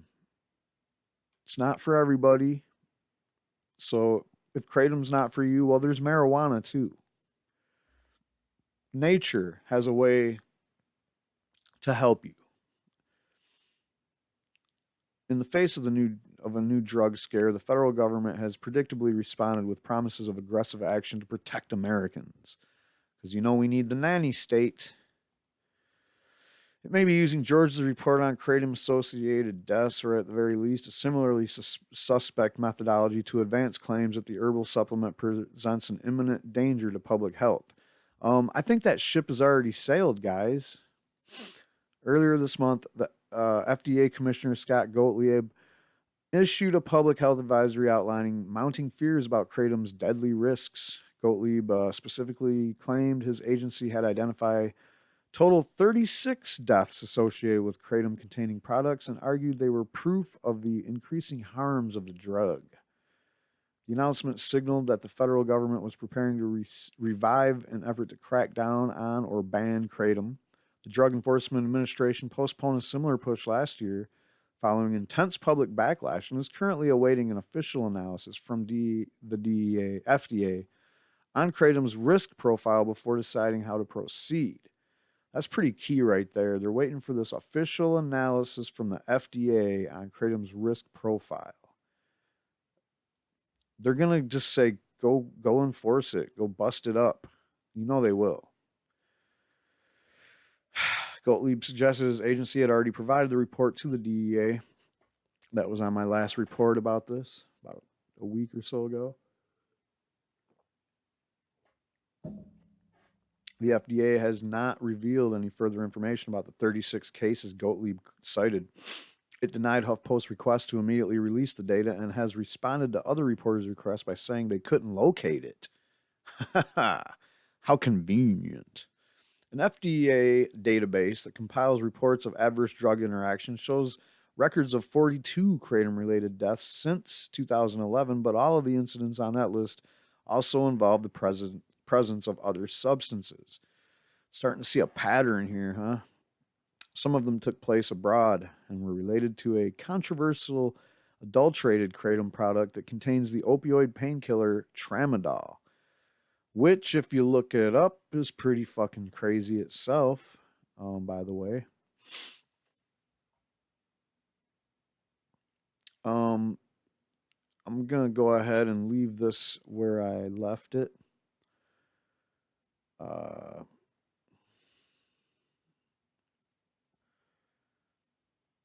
basically, the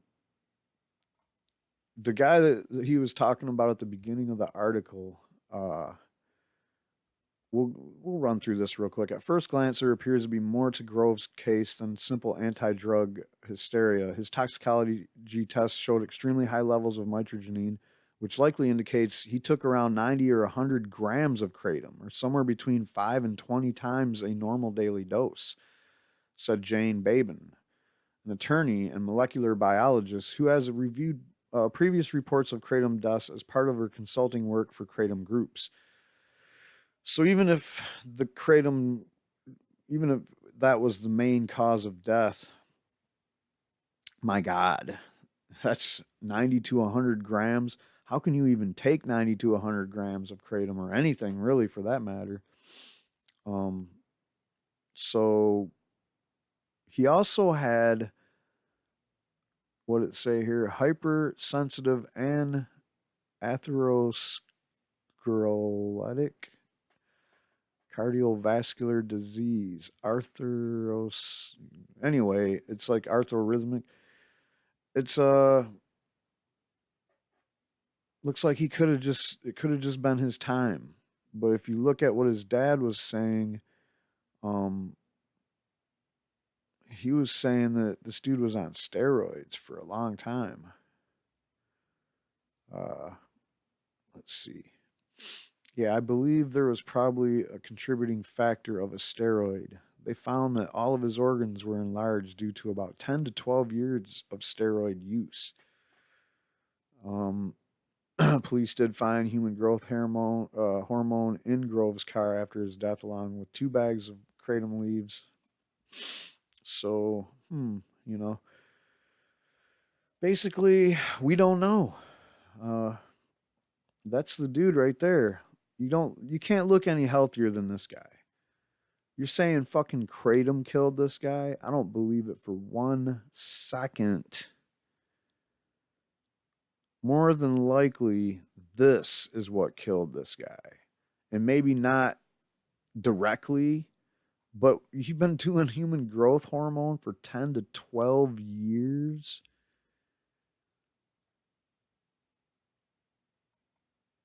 You can't blame the kratom, man.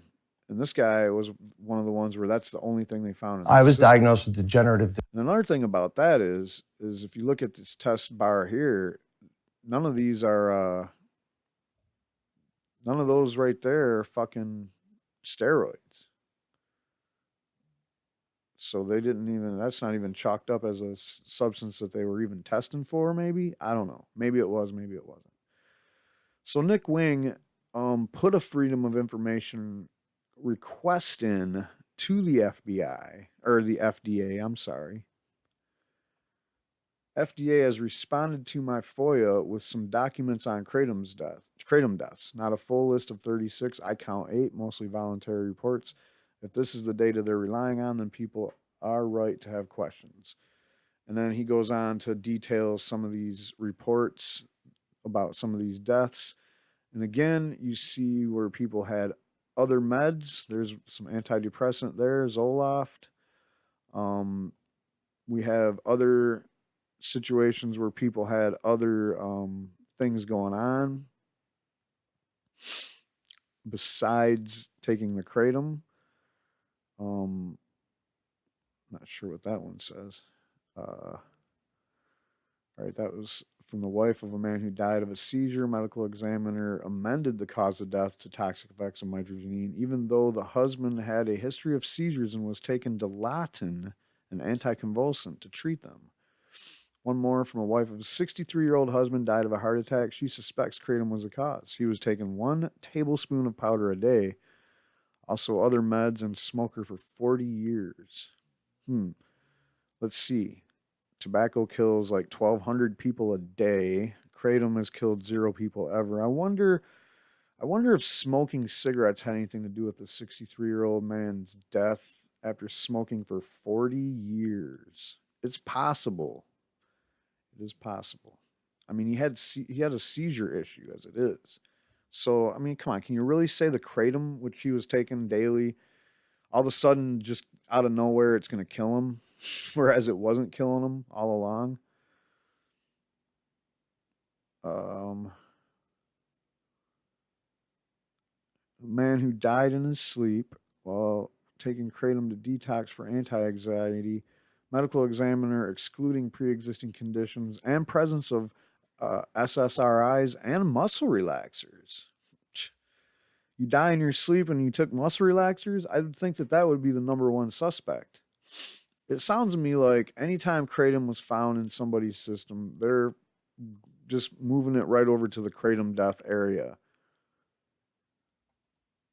Again, most read like this. This is the last I'll share from medical professionals, which I think speaks to some of the problem with this reporting. The person came to the hospital in bad shape, presenting symptoms doctors couldn't immediately explain. Kratom gave them an easy explanation, as many of the side effects it's been associated with are themselves based on loose correlations and bad reporting. So he's basically saying that, yeah, when the person came in with some weird symptoms and acting weird and shit, they didn't know what to think, and he's on kratom. Well, what is that? Oh, that's like this opioid replacement drug. Oh, really? Oh, yeah, that's definitely the kratom. Or I don't know.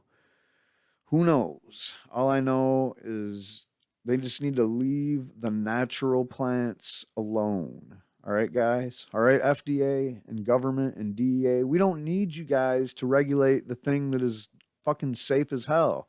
And also, you can make all the damn medicine you want out of the compounds and individual molecules in these plants. You can do that. You can synthetically do it. You can do whatever. No one's telling you not to. Even if it's dangerous, even if you make synthetic THC and it's just not the same as the real thing, and it's like Frankenstein or something, and just starts fucking killing people, you're probably still allowed to let people to do it. That's just the way you operate. You don't care about people, man. You just care about people making money and giving you your cut. And you see the natural plants as threats to all that. So, a federal health research official has admitted that Schedule 1 blocks marijuana research. Let's check this out real quick. And again, Tom Angel, it's hard not to have like a few of his clips mixed in with as many as I got here. I got like 30 clips, not clips, but pages of fucking copy over here. You're going to see a lot of Tom Angel because he's not only breaking some of these stories, he's usually the only one talking about them at all. Or not really talking, but actually writing and doing the interviewing and calling the fuckers and what, all the shit you got to do to put this shit together.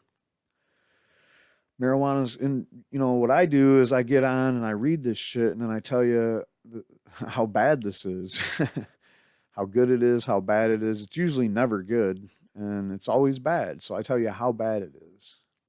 Marijuana's current status under federal law impedes scientific studies into its medical benefits. The U.S.'s top official overseeing health research says, hey, quote, one problem for us, the way in which Schedule 1 has been applied to marijuana, which means that doing research in that and other Schedule 1 drugs can be extremely onerous for researchers.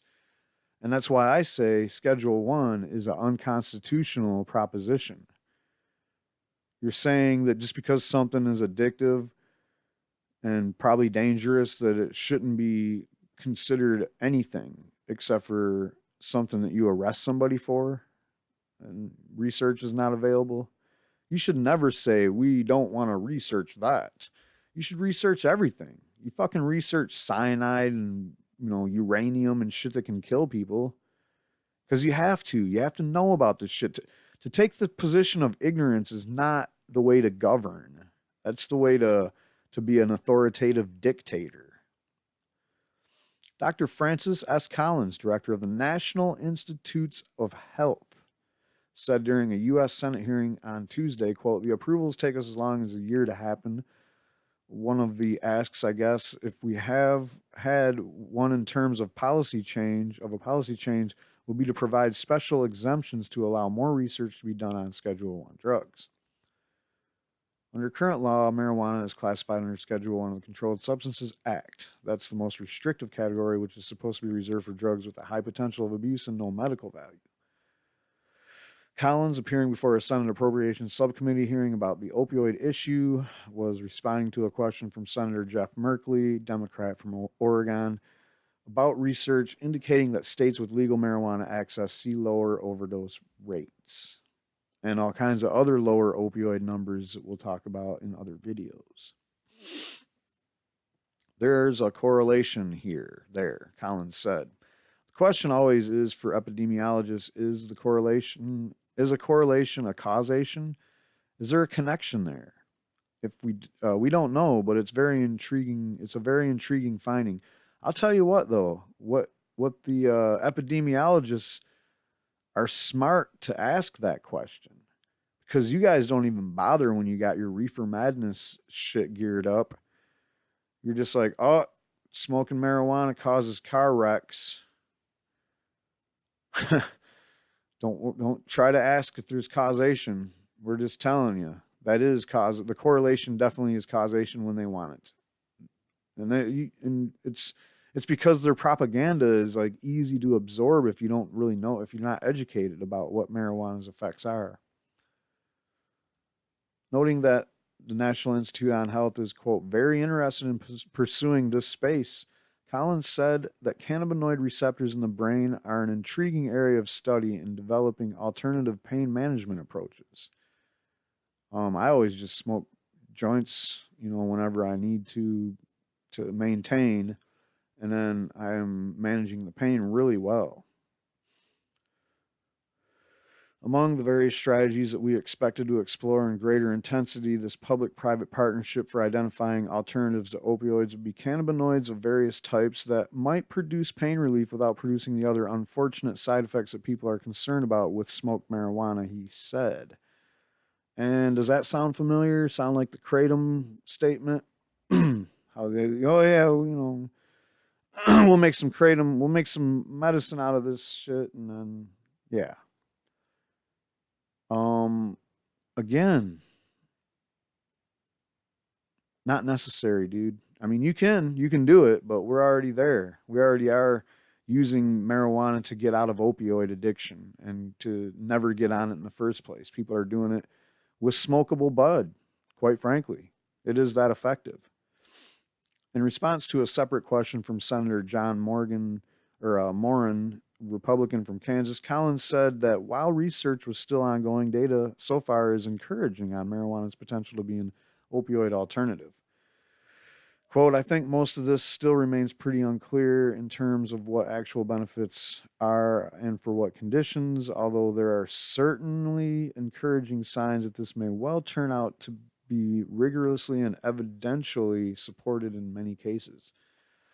No, man, it's not unclear in terms of what actual benefits are for what conditions. No. You're goofy. You're just goofy. We know that marijuana can help you with pain management. We know it can also help you with withdrawal symptoms. We know all these things. You just got to get the marijuana to the people. They'll find their own way to use it and their relationship with it that'll help them the most. Not you prescribing like some dose of fucking THC or CBD or some shit. Earlier this year, the Senate Appropriations Committee directed the National Institute on Drug Abuse, part of the NIH, to issue a report on research roadblocks created by cannabis' Schedule 1 status. Just ridiculous. More Tom Angel. So people are saying that the Republicans are putting together this thing, and I don't know if they already passed it, but yeah, here it is. Republicans on Capitol Hill are pushing legislation this week that would allow people permitted to carry concealed guns in one state to bring their weapons with them when they travel, even if their destination state has more stringent requirements to qualify for concealed carry. Well, gee, that's nice. But if the GOP wants to do that, a Democratic congressman argues in a new video they should also be in favor of forcing states to recognize protections granted under each other's marijuana laws.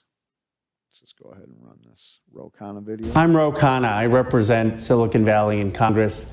This current bill to require reciprocity for concealed gun permits is just terrible policy. It goes against the very framework of federalism. Basically, what they're saying is one state has to recognize the laws of another state. Well, let's think of this logically. If one state allows the legalization of marijuana, does that mean that every state needs to allow the legalization of marijuana? I wish it did. I'm in California. In California, we would allow for medical marijuana. There are a lot of other states that don't allow for that. Should they be forced to do what California says? I have always thought that the Republicans are the ones who defend federalism, defend states' abilities to make laws that they think are going to be best for their people. Only when it's to discriminate against somebody. And the federal government's like, no, we don't want you to discriminate against people. And there are different jurisdictions in different states. Some are cities, some are rural. Not everyone has the same needs. So this issue really is less about what one thinks about the Second Amendment and far more about what one thinks about federalism. If you care about states having the right to have their own laws, you should vehemently oppose this effort to federalize the concealed carry permit and ask for reciprocity. So this is the way that right-wingers operate, man. When they have something that they want to do, they don't care that you have the same thing, you know, would apply to something that you want to do. It doesn't fucking mean nothing to them. But, you know, let's look at this for a second. Gun. They are like, okay, you should be able to take your AR-15 with a fully automatic. I don't know if that's legal anywhere really though, but with a like 50 round, 100 round clip, you should be able to take that to some place where they were like, you know what, no banana clips, no clips over 10 rounds, no assault rifles with, you know, fast as you could pull the trigger, throw a bump stock on it. We don't want none of that. And then you're like, oh, too bad. I can drive right into your town with this fucker and walk around and, you know, with my dick out. But for some reason, I can't fucking drive to anywhere because I'm surrounded by like a literal moat of shitty states that have fucked up marijuana laws, like Indiana. Illinois is getting better, but them. In Ohio, same thing. Come on. Pennsylvania, Jesus Christ. That's the kind of shit I'm surrounded by. So, yeah, that'd be fucking nice if we could take our weed wherever we actually want to go. But since we can't, we're stuck where we're at. And that's some bullshit because it's my medicine. And that's why we're suing Jeff Sessions again. And hopefully that fucking works because this is bullshit. 1/3 of adults in states with legal weed are now cannabis consumers, says a new survey. And that's what I always say. But if you look at it, they probably don't smoke all that often. And that's fine. I'm sure as it becomes more acceptable, sooner or later, this number will be in the 80% zone because people just won't really think of it as being a bad thing to say, oh, yeah, I'll smoke a joint once in a while. It won't be a fucking thing like, oh, I can't say that or I won't get a job or people will hate me at my church or whatever. Recently released piece of cannabis consumer research indicates that up to 1/3 of adults have already gone to pot. What is this video doing playing? I guess you had no choice, man. Initially presented at last month's Marijuana Business Conference in Las Vegas, the report from cannabis consulting firm Anulsum surveyed 1,000 adults above the age of 21 in California, Washington, Oregon, Nevada, and Colorado to try to sort out why many of the people are actually taking advantage of legalization laws, how many, and what exactly they're purchasing. The survey claims that 36% of Oregonians have purchased legal cannabis in the past 6 months, while Washington, Colorado, and California reported that 35, 32, and 31% of adults are active cannabis users respectively. In Nevada, where recreational sales were active for just a month before the survey data was collected in August, 28% of respondents said they had spent money at a dispensary during the first half of 2017. Comparatively, the most recent nationwide Gallup polls on cannabis from 2016 suggest that over 60% of American adults support cannabis legalization, while only 13% admit to being current users. This data was collected before Nevada and California legalized recreational marijuana sales for adults. In Nevada, where recreational sales started in July of this year, the Anulsum cannabis consumer data backs up the record-breaking sales and tax revenue figures reported by state regulators earlier this year. Piling on the good news for entrepreneurs and West Coast tax collectors, the survey presented deeper data indicating that the public's interest in legal weed was no passing fad, with more than 65% of the admitted cannabis users saying that they smoke, dab, eat, drink, or vaporize weed at least a few times every week. So 65% of 30% is roughly, I don't know, 18% total are regular users. In addition to current users, researchers asked respondents who said they hadn't consumed cannabis in the past 6 months if they planned to indulge in the near future, and found that at least 8% of the survey takers in each state were potentially interested.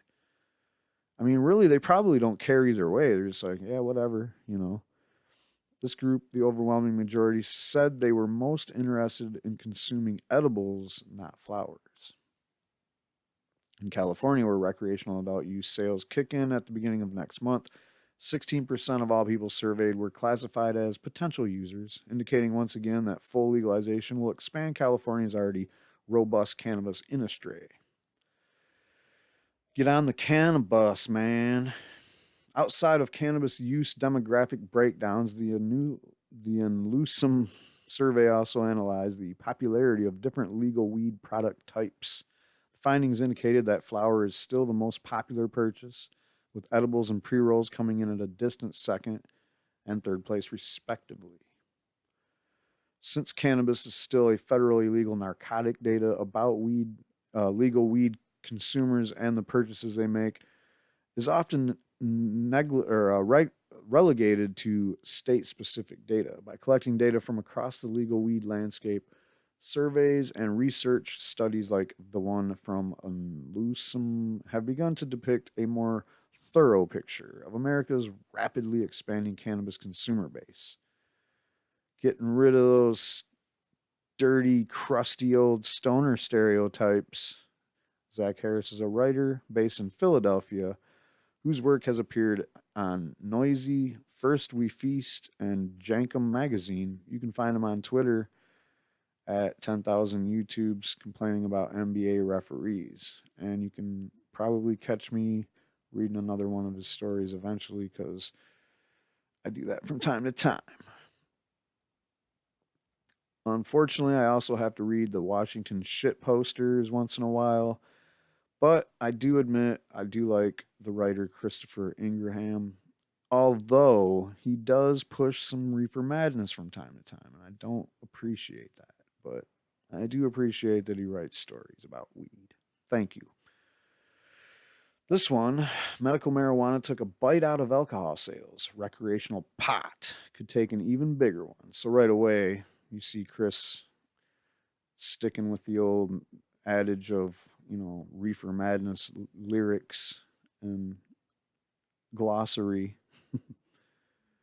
I don't understand this. I mean, he was with the Pew and Brookings Institute, so I don't know. He's think tanky and, you know, crunching numbers statistic-y. I don't know if he really has a passion for actual cannabis. The researchers compared alcohol sales between states that implemented medical marijuana laws and those didn't before and after the change in marijuana laws. Those that didn't legalize marijuana for medical purposes. They also corrected for a number of economic and demographic variables known to affect alcohol use, such as age, race, and income. Young bucks drinking like crazy.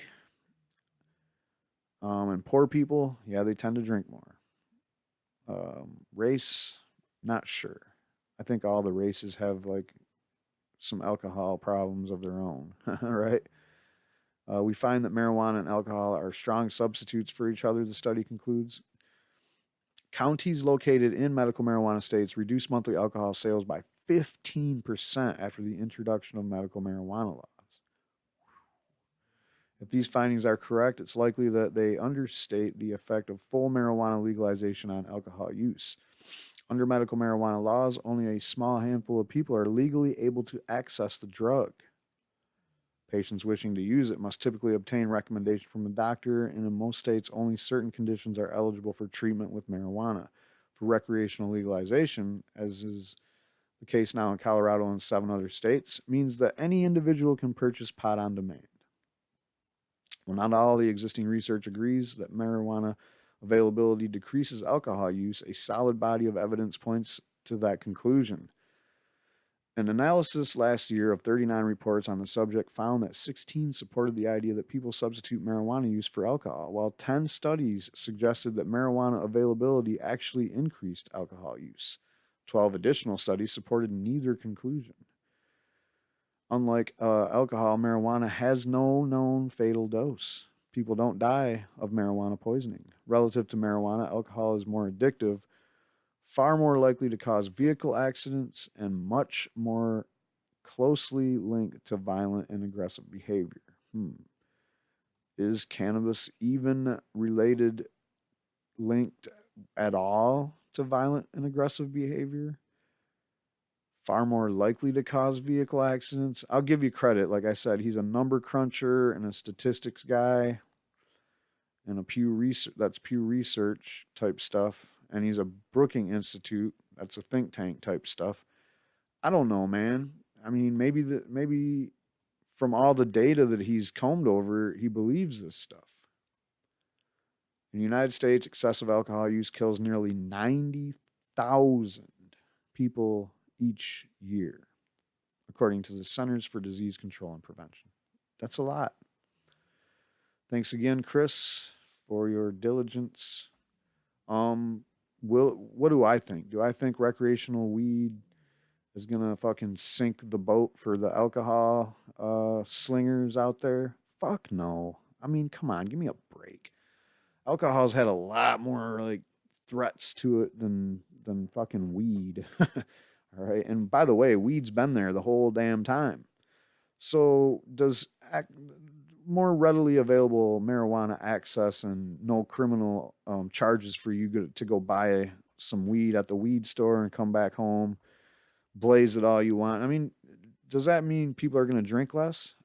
I hope so. You know why? But I do know that there was times in my life when the readily available marijuana just wasn't a thing.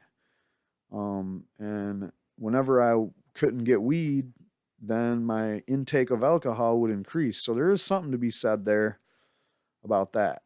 I don't know exactly how much it affects it to just go the other way and say, well, if there's weed everywhere all the time, would I ever have been as much of a drinker as I was? Probably when, in my earlier years of drinking. I don't see anything would have changed that. In fact, definitely, probably for most people, access to marijuana was pretty easy in your younger years or whatever. It seems to be. And yeah, the alcohol industry is paying to keep cannabis illegal. Let's check this out.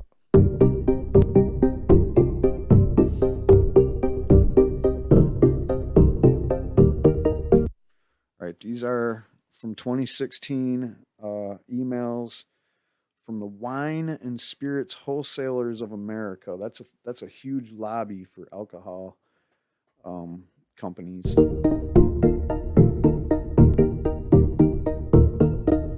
I hate when they don't narrate these. So they were paying money to politicians to influence them, lobbying against legalization, and even subtly.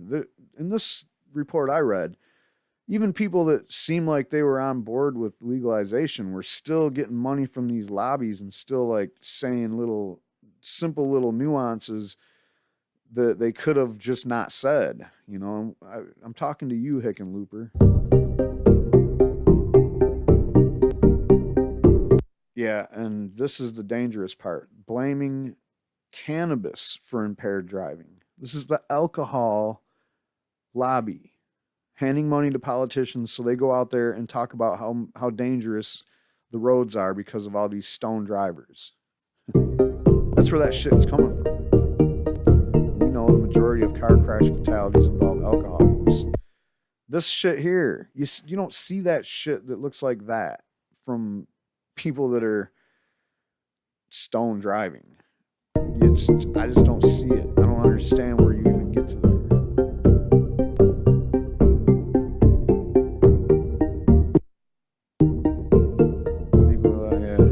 They still think of it as a big threat. Oh, come on.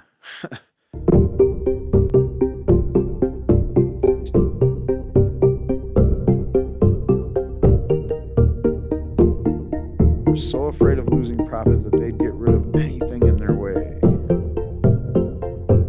even if it means taking away some people's chance at life. All right, cringy ass soundtrack. Thanks for the video, though. The race is on for legalizing marijuana in 2018. It's already on. The race is on and popping, and that's probably the next couple of things I'm going to read is places where that's happening. Vermont governor comfortable legalizing marijuana in early 2018.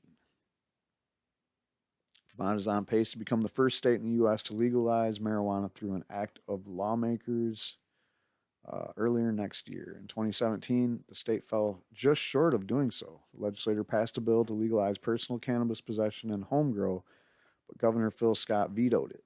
However, in doing so, he laid out a few small changes he wanted legislators to make in order to win his support.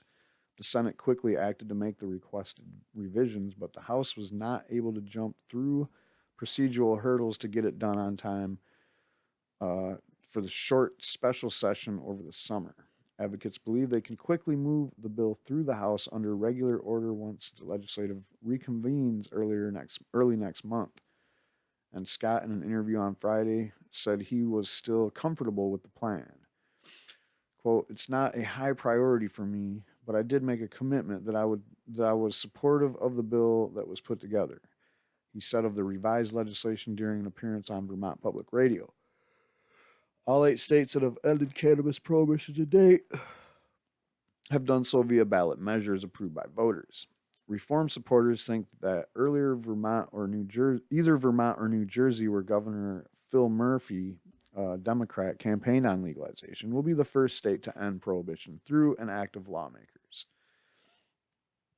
Vermont's approach would be different than the laws that exist in other states, in that it would enact a non-commercial form of legalization where only possessing small amounts of cannabis and growing a few plants at home would be legal, kind of like DC.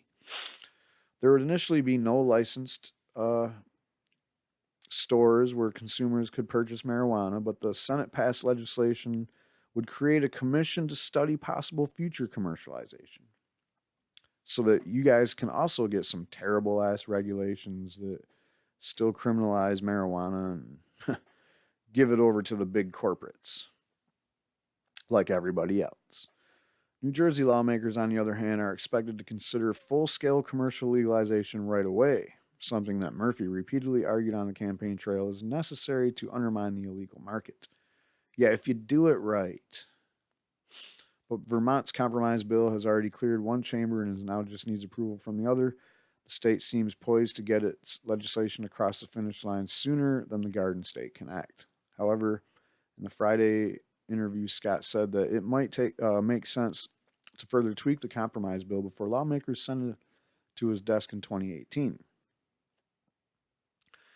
That's because during a legislative recess, he proactively created a marijuana legalization study commission via executive order. Quote, "Part of that bill is no longer needed," Scott said, referring to its commission provisions. While saying that he hasn't, quote, "spoken to legislative leaders about it," the governor suggested they might want to make some changes on the floor, send it back to committee, make some alterations, and then we'll see what they either add or delete, and then we'll see if it's the same as what I committed to pushing forward with. Wow, that sounds kind of like some word salad that could mean, well, we might do this or we might not. I mean, damn, this is the guy that bounced it back because he said it some real flimsy reasons. Something about there was nothing in it to address teen use and stone driving. Well, there didn't have to be. It was just something that basically decriminalized people from, getting arrested for fucking growing a couple plants or having a few ounces of fucking weed. It's not even a legalization bill, really. A legalization bill would legalize sales. I don't know what you guys don't get about that. There's a bunch of different things going on with the marijuana law reforms, all right? In case you didn't know, legalization does not mean prohibition is over. That's rule number one, because you can still go to jail if you break the fucking rules. Rule number two, decriminalization doesn't legalize sales. Sales are still illegal under a decriminalized model. 3, prohibition is the thing that we're really fighting against, not fighting to legalize sales or decriminalize personal fucking possession amounts and shit. Those are all okay.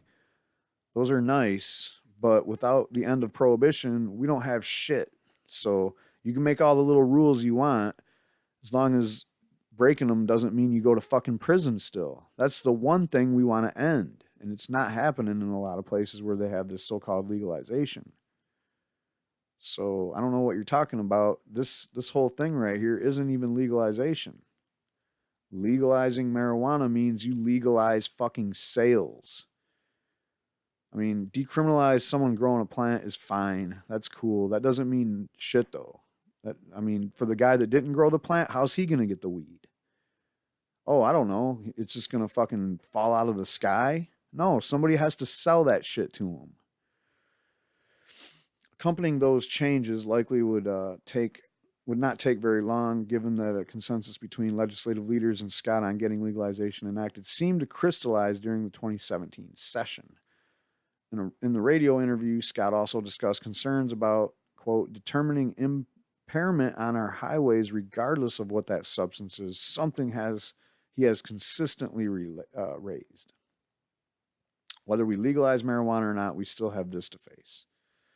No, whether you legalize marijuana or not, people are still driving on the roads, and a lot of the cases, people that smoked marijuana at some point before they drove are going to test positive for fucking THC in their body fluids. That's a fact.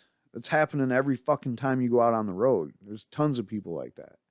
And none of them are crashing into shit. So quit fucking acting like they are.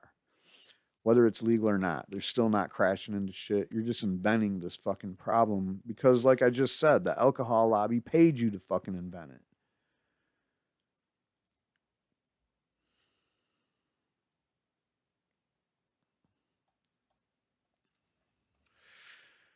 Well, we're back.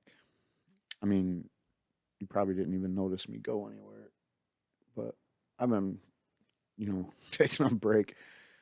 Didn't know this was going to be so many stories. Didn't know this clip was going to take so long to make this weekly podcast for you, but I'm going to power through this shit. And believe it or not, I think I'm only like halfway through. There's a lot of fluff and tweets and shit, so a couple more videos, I think. So it's worth it. It's worth it to hang in there. I'm getting a little nervous here. Like, this is when you're in this deep, man, you want to make sure that, yes, we are recording. Just had a little scare there earlier. Smoking a strain that I invented called Frankenberry, that I called Frankenberry because it just tastes too much like Frankenberry to not call it that. And it's basically the mother plant was a strain I also invented called Cheesecake Kush, which was UK cheese times Pakistani Chitral Kush. And then the male plant that I used for the father plant of the Frankenberry was Ghost Train Haze number 8, which I made a bunch of different strains from that pollen. And this is the one that's still around. It's the one that never left. It's the one that is the favorite of all the people I know of. And if you live in Michigan, I mean, if you want to get a hold of me, you can obtain this strain from me.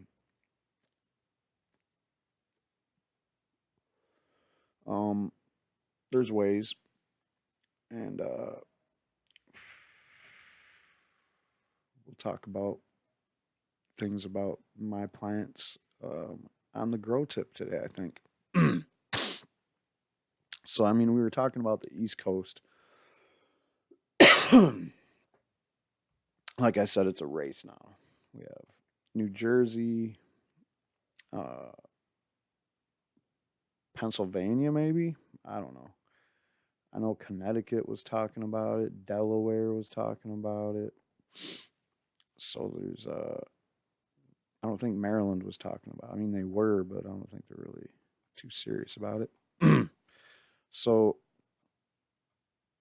this article from another person that's affiliated with Philly. Will anti-marijuana Democrats hold back legalization in New Jersey and Pennsylvania? I mean, it's a legitimate question, man.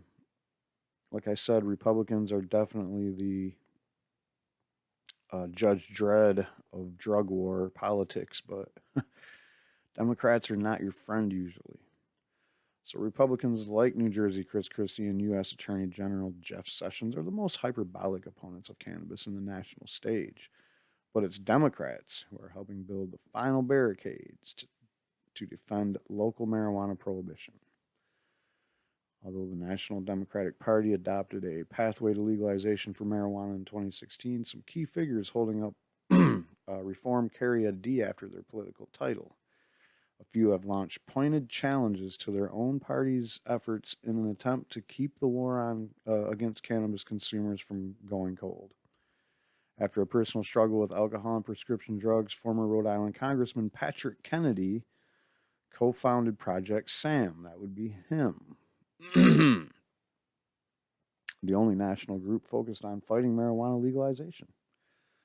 Now Kennedy has been appointed to cannabis-positive New Jersey Governor-elect Phil Murphy's transition team. Are you kidding me right now?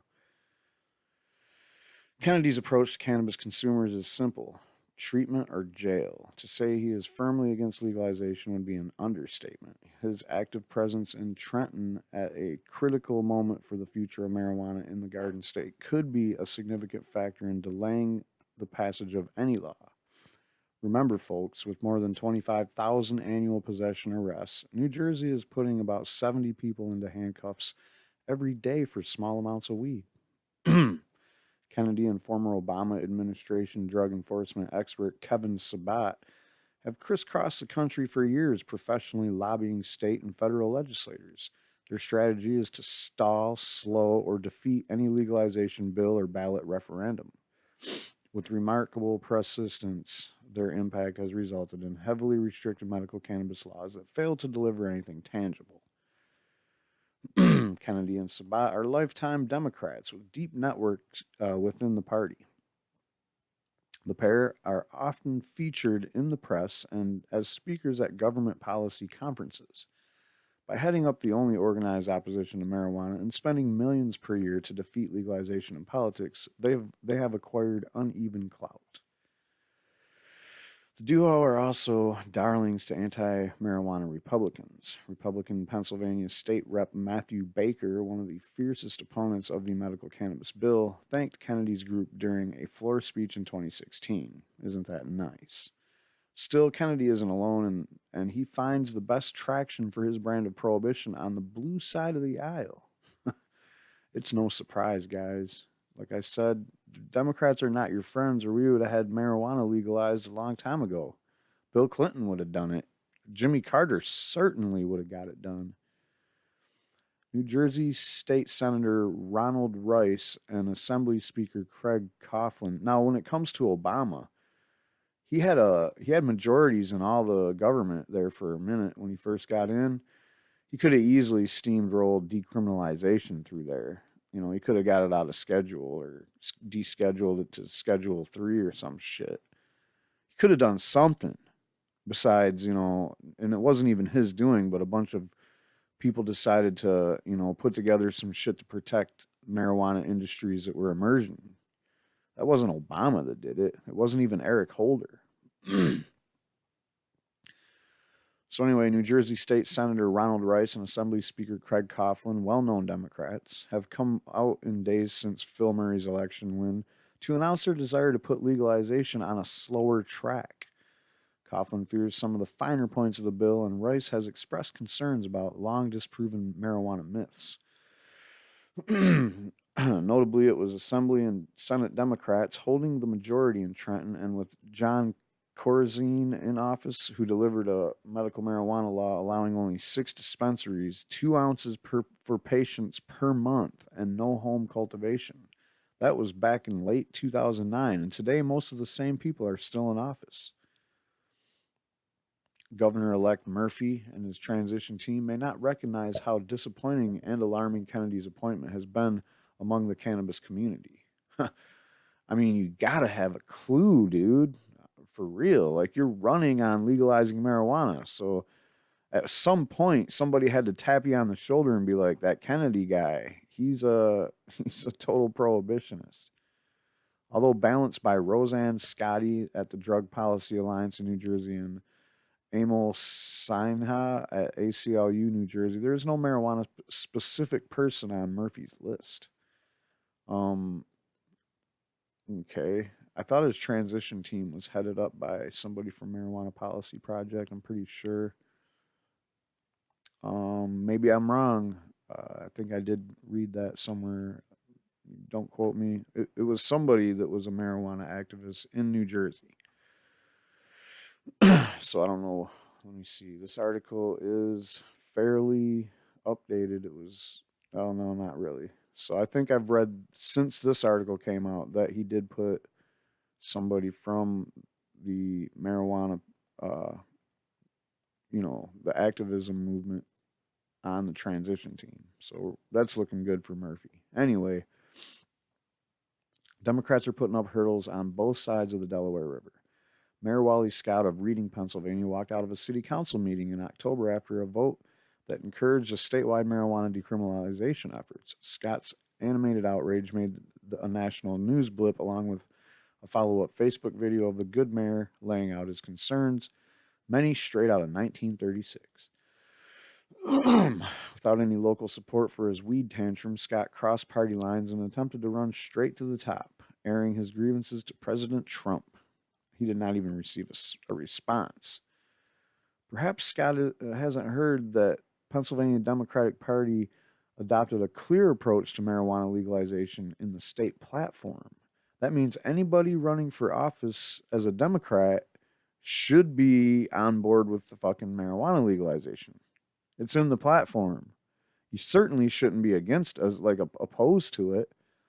And again, that would be like one of these Michigan governors on the Democratic side to be opposed. It's like, no, you're supposed to not be opposed to it. It's on the ballot, so you should embrace it. You know, like, oh shit, there's probably going to be a lot of people that vote yes for this. Couldn't hurt you. Since when hasn't the Democrats supposed to be the more liberal party? I mean, liberal literally is, the definition of liberal is to let people do it, you know, put what they want in their body, like drug-wise, not fucking arrest people for marijuana. Why can't Democrats get on board with that? I don't understand what's fucking taking them so long.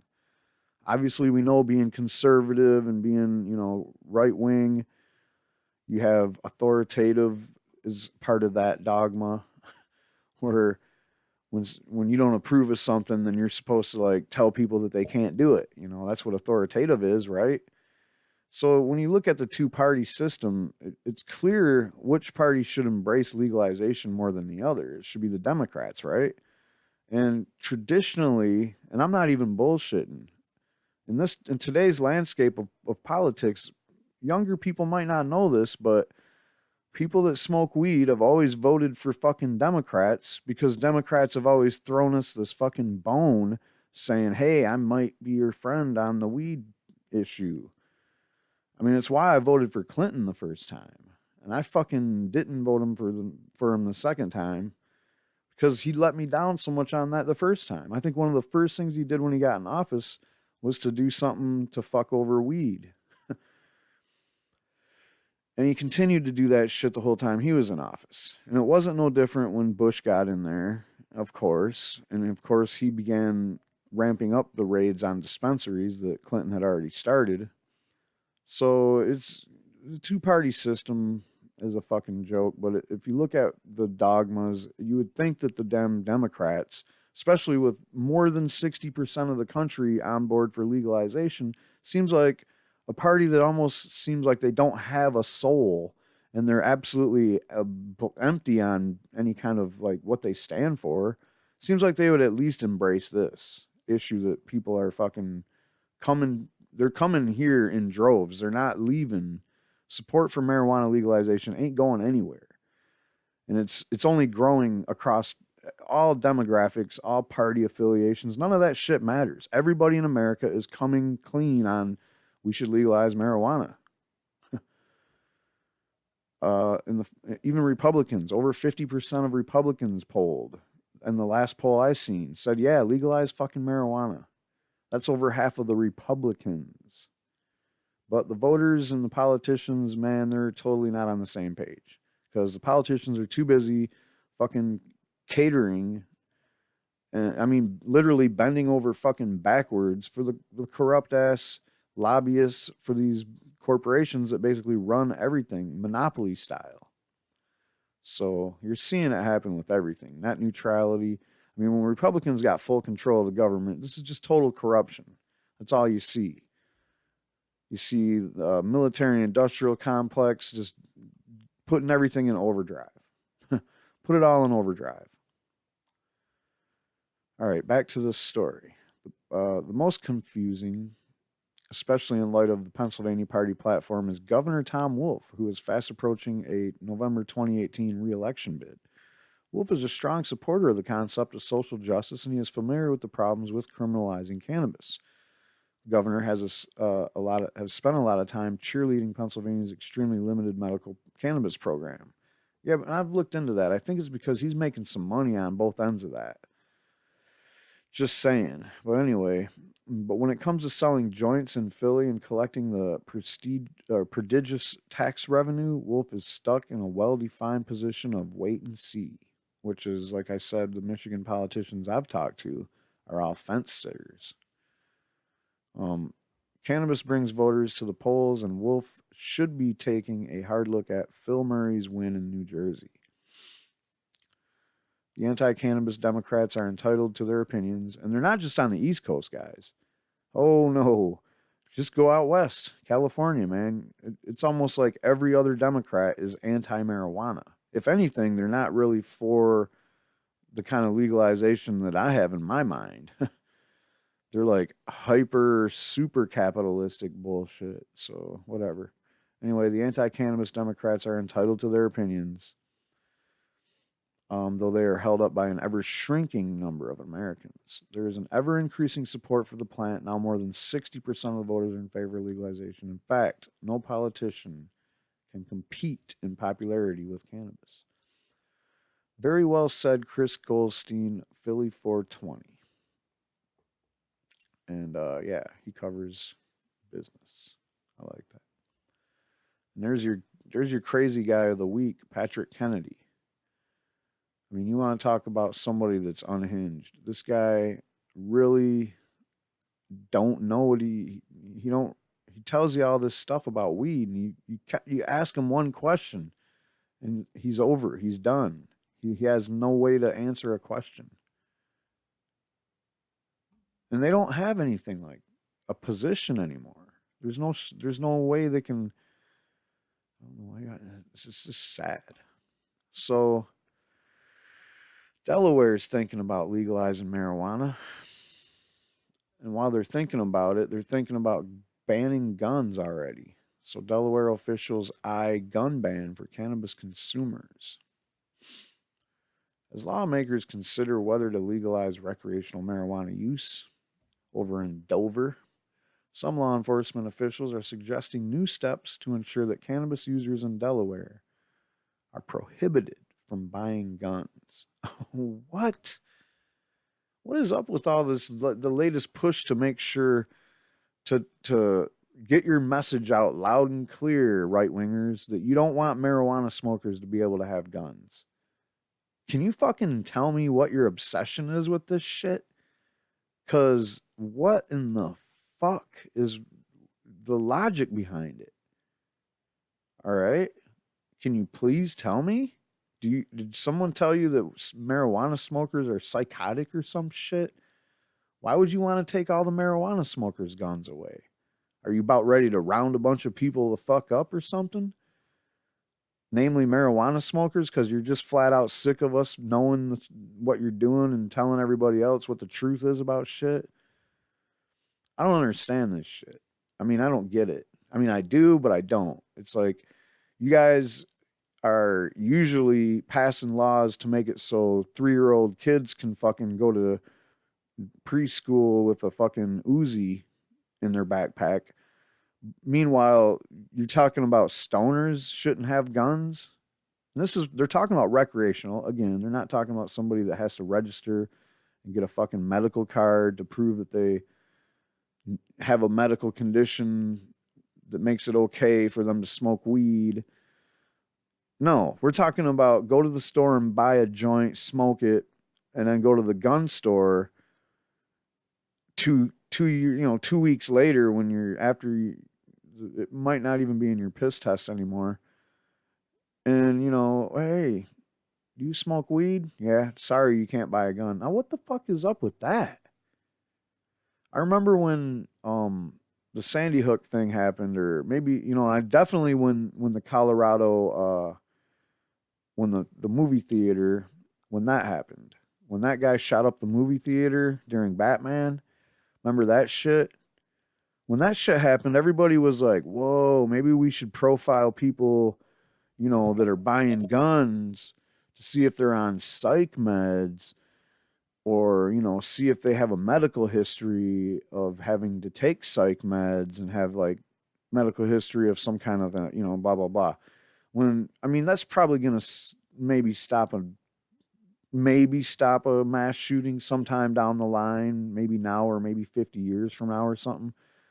But it doesn't address the idea that a lot of people might lose it that already have guns. You know what I mean? Like, it's like people that do these shoot 'em up things, they don't plan this shit out always. I mean, it's not something that they sit there and plan for years. And, oh yeah, someday I'm just gonna go straight up postal on some mall and blow everybody up, or go to some school and blow it up. But I'll tell you what, man, as soon as people said, hey, we should profile or, background check people's psych conditions and see if they are on any kind of meds, you heard the NRA and the right-wing gun people just freak the fuck right out. They were like, whoa, hell no, you ain't coming to take our guns away. And then again, we got this Hawaii thing where they're actually saying, hey, they're actually taking your guns away because you have a medical marijuana card. Nothing but silence, but nothing but crickets coming from the NRA and the gun fuckers over on the right. So I don't know. I don't get it.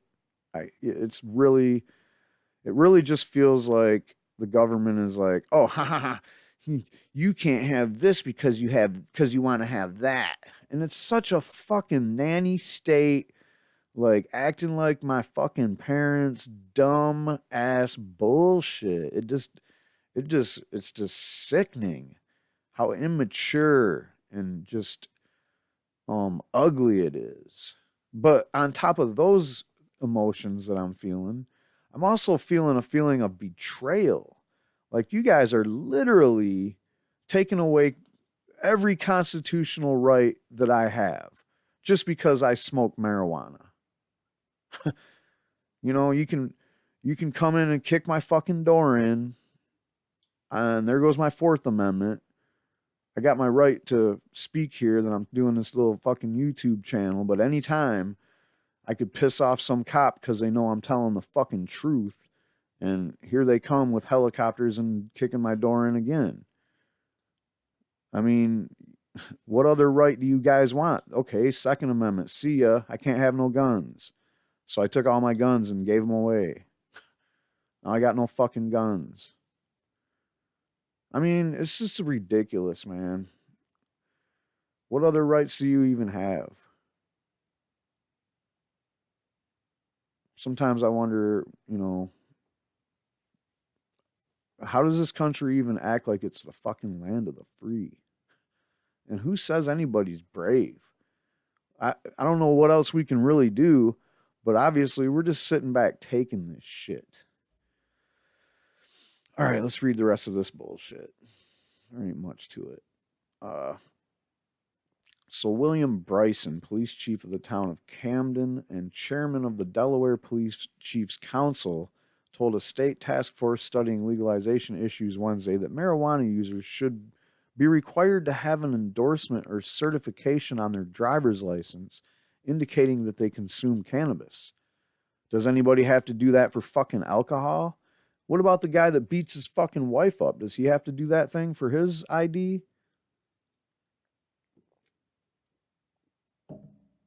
What about somebody that's been in like 10 drunk drivings but somehow they still got a driver's license because they keep paying their fucking tickets? Does he get a stamp on his license? And what the fuck is this even for? Why do you... This is sounding really like some Nazi Germany style shit. Oh, we're going to mark these people over here. First you want to put us on a registry and tell us we can't have guns because we're on this fucking registry. Now you're telling us you're going to fucking mark our IDs like some kind of Nazi ass bullshit in the fucking World War II shit. What the fuck? That's absolutely fucking crazy what this guy just said. Bryson said the proposal would help ensure that users of marijuana, whether for medical or recreational purposes, are in compliance with federal law, which prohibits marijuana users from owning guns. We need to change that shit right fucking now. That's just some absurd, really out there bullshit. Quote, it would make sure that we are doing everything we can to ensure that prohibited people are not buying firearms in Delaware, he explained after the meeting. Well, you guys dropped the ball on that guy that got out of the Navy and fucking shouldn't have been buying guns because he's somebody with domestic violence history and discharged from the Navy for some kind of fucking incident. So he couldn't buy guns. He had a mental profile too, like I was talking about also. He shouldn't have been able to buy a fucking gun. Do a regular, everyday background check, and he shouldn't have bought a gun. You know what? He went to buy a gun, and they sold the gun to him. And then what did he do? He went to a fucking church and shot it up. Nobody seems to give a fuck about that. But now you're going to go after people that smoke weed and just take their guns and tell them they can't fucking buy guns? Fuck off. It's just totally absurd, man. Bryson noted that the federal background check for form for gun purchases require applicants to state whether they unlawfully use marijuana. So who are you really lying to if you say no? Federal government's going to say it's illegal no matter what. It also warns that marijuana use remains unlawful under federal law regardless of whether it has been legalized or decriminalized by a state. So that's your federal overreach over your state's rights right there. As a result, a person who does not disclose on the background check form that she uses marijuana could be charged with a felony. I don't know how many. What? On the other hand, an affirmative answer regarding the marijuana use. Oh yeah, so I'm gonna be like, yes, I do use marijuana illegally. Or showing a gun store clerk a driver's license identifying the person as a marijuana user. There you go again with your marking people like fucking Nazis did. Would likely result in a person failing the background check. That's nice that you can figure that kind of shit out there. It's really genius type shit. Anything we can do to keep the persons that are prohibited from getting the firearms, I think, is a positive step. Bryson said his proposal, which he said arose from brainstorming with other police chiefs. Man, you guys are really just sick and twisted. Sitting around thinking about ways you can fuck over fucking weed smokers. For no fucking reason. What do you think weed does? Making people stark raving fucking lunatics or something? You think that's going to make people want to go shoot some shit up? Oh, I'm stoned as fuck, man. Let's go shoot some people.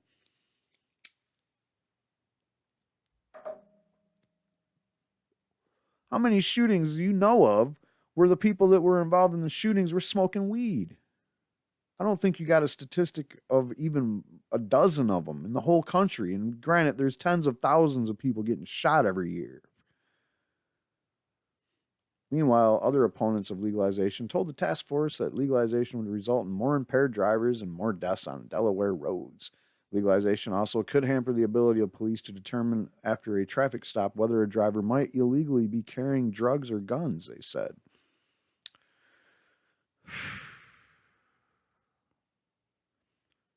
Unfucking believable. If we have the odor of marijuana, it furthers our investigations, said Lieutenant Tom Bracken, chairman of Delaware State Troopers Association. And that's the problem with this country, man. We have this stupid patchwork of laws. We already have like a couple of places where the smell of marijuana is no grounds for, it's not probable cause, all right? And it shouldn't be here, and someone should fight that shit because it isn't constitutionally sound policy to be like, oh, I smell marijuana, time to search you. Big fucking deal. Probable cause lets people know that there was some imminent danger you were trying to prevent. Somebody was definitely in serious risk of injury or death. That's why you had to search more. You guys act like probable cause is just like, oh, I feel like searching you today. Fuck it. And we're sick of it. Smell of weed should never be probable cause for a further search. Bracken also warned that legalization would increase the risk of officers being injured or killed by impaired drivers while conducting traffic stops, which is complete horse shit. There's no fucking where'd you find that one? We pulled that one out of thin air because there's absolutely no proof that that's ever happened. Opponents also noted that determining whether a driver is impaired by marijuana based on blood tests can be problematic because arbitrary legal limits are not supported by science. And the fact that you drive impaired on marijuana, there's absolutely no science on that. I'd sit here and turn blue in the face making videos about that for weeks. It gets old. But these guys are going to keep pushing this narrative.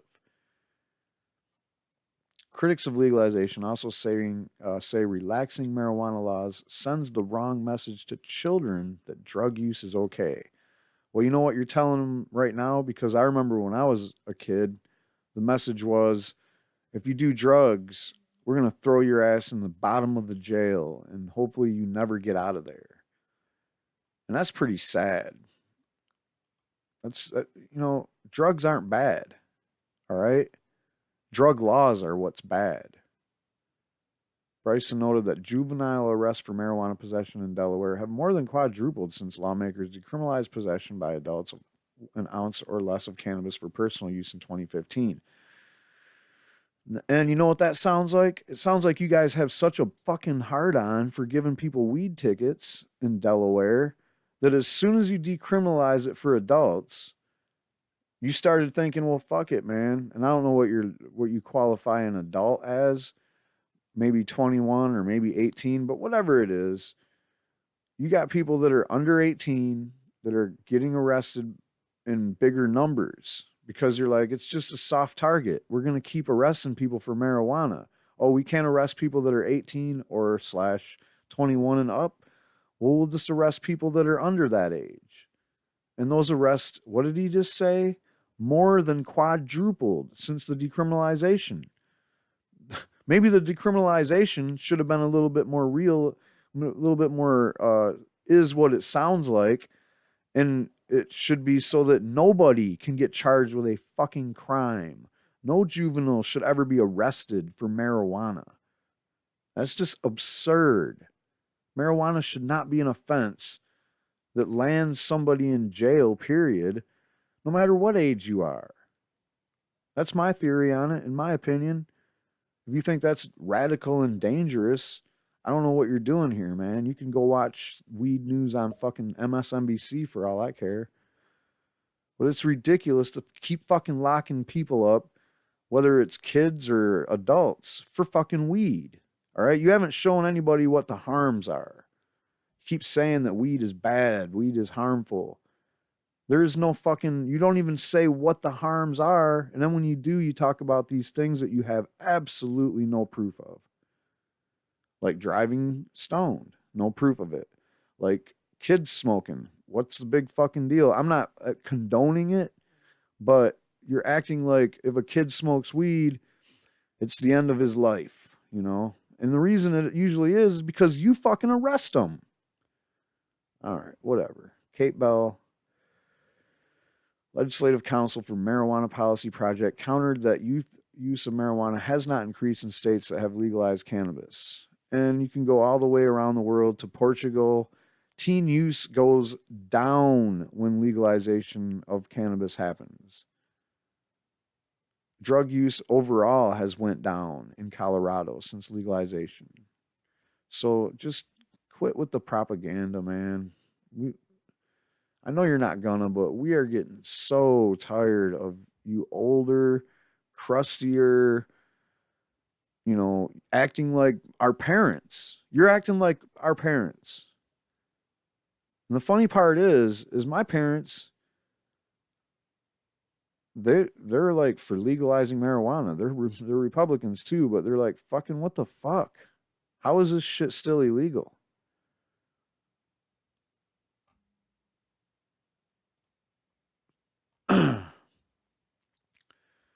The drug war is a piece of shit. Like I said, I see this right here. I don't know if you guys, how much of this you can see. This is a list of stories of bad cops doing corrupt bullshit and in a lot of cases getting away with it. Or getting basically a slap on the hand, maybe lose their job, maybe not. A couple years ago, there was a story that broke on the Michigan side, the Michigan State Police drug lab.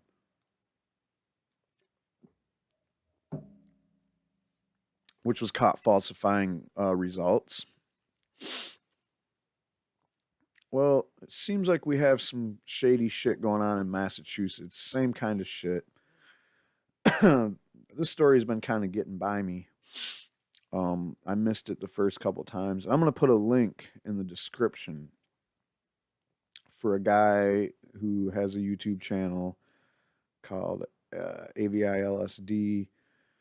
And he does a clip about this story. If you want to hear a really good clip about this story, he nails it. He knows this story inside and out, and he ran it hard. I don't really have all the information here, and because I'm so buried in stories, I'm just going to read this quick synopsis, basically, of this shit from Boston Herald Radio, Associated Press. So here you have Sonia Farak. Most recent situation where 6,000, count them, 6,000 drug cases.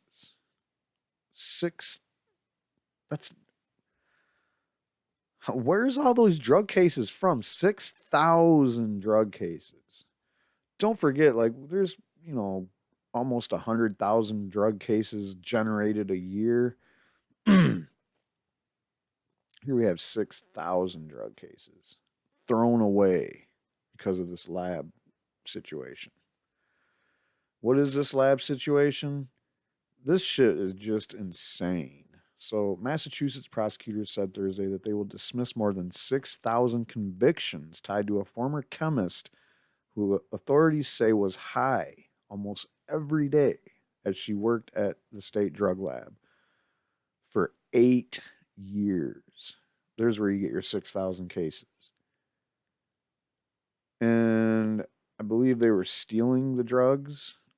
The move comes months after the American Civil Liberty Union and the state's public defender agency asked the state's highest court to throw out all of the cases tainted by Sonia Farak, who pleaded guilty in 2014 to stealing drugs from the state crime lab at the University of Massachusetts Amherst and tampering with evidence. Quote, dismissal vindicates the rights of our clients to due process and fair prosecution and restores the integrity to the justice system by sending a clear message to the prosecutors that no conviction will be allowed to stand in the face of such fraud, said Randy Gioia of the Center for Public Counsel Services. Now, here's the kicker, guys. It is the second time in less than a year that the state's prosecutors have been forced to throw out thousands of cases due to misconduct by drug lab chemists. More than 20,000 convictions were tossed in April after another chemist, Annie Dukin, was caught tampering with evidence and falsifying tests. How many people were in prison?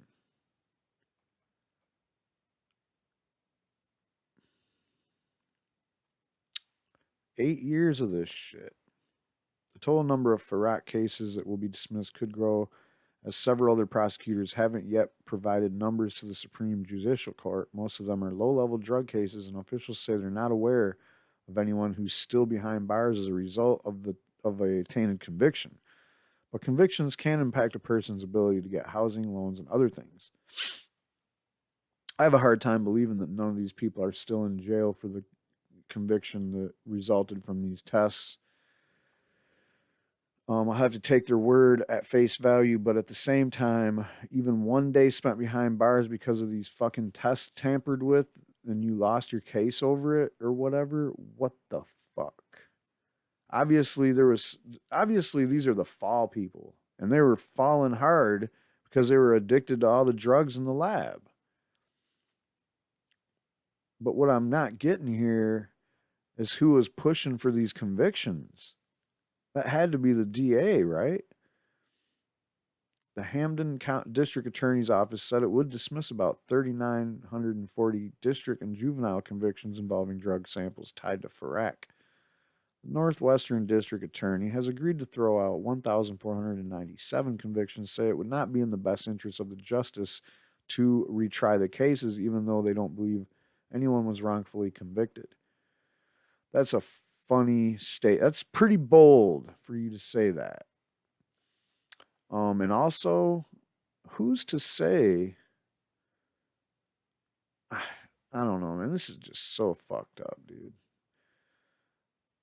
The egregious misconduct committed by one rogue chemist at the Amherst lab shook the very foundation of our criminal justice system, the integrity of which must be preserved at all costs. District Attorney David Sullivan said in a statement, district attorneys, you seem like you guys might be behind this. I mean, who the fuck else is pushing throughout? I don't know. Really crazy story here, guys. I'm really out here on this. A trial judge who earlier this year threw out the convictions of several defendants whose cases were handled by Farak found that two former assistant attorneys general misled the court and tampered with the fair administration of justice by withholding evidence about the scope of the chemist's misconduct. Attorneys say prosecutors also failed to notify the people whose cases were tainted by Farak until they brought the matter to the state's highest court. Carol Rhodes, executive director of the ACLU of Massachusetts, said prosecutors and others in the criminal justice system must take steps to ensure something like this never happens again. Fucking damn, man. And, you get arrested and go to jail over some weed. Speaking of which, we got some stories out of Michigan. This has been getting passed around on Facebook in my circle. And I'm not going to name any names or whatever. So people are questioning if this statement is real. Yes, it is very real. And this is just another friend on my Facebook list who is saying that they're backing this 100%. There is a case that can be read. Worst part is that he is not alone. He just doesn't want his name being shared. If you're reading this and follow me, you already know who wrote it and blah, blah, blah. So anyway, this person's talking about if you have federal disability, the feds are out to get us medical marijuana patients that are on disability. Disability is a federal program and does not have to follow Michigan medical marijuana laws. For one, they say each 1,000 watt light you have has a value of $500 and is considered a property asset. Also, for every 12 plants you have is considered $30,000 worth of medicine, which put you into a situation that puts you into fraud under the Disability Act. It is not considered medical equipment or medicine under federal law. The feds are out to attack people under federal law for fraud because you are disabled, and they are now considering this as income.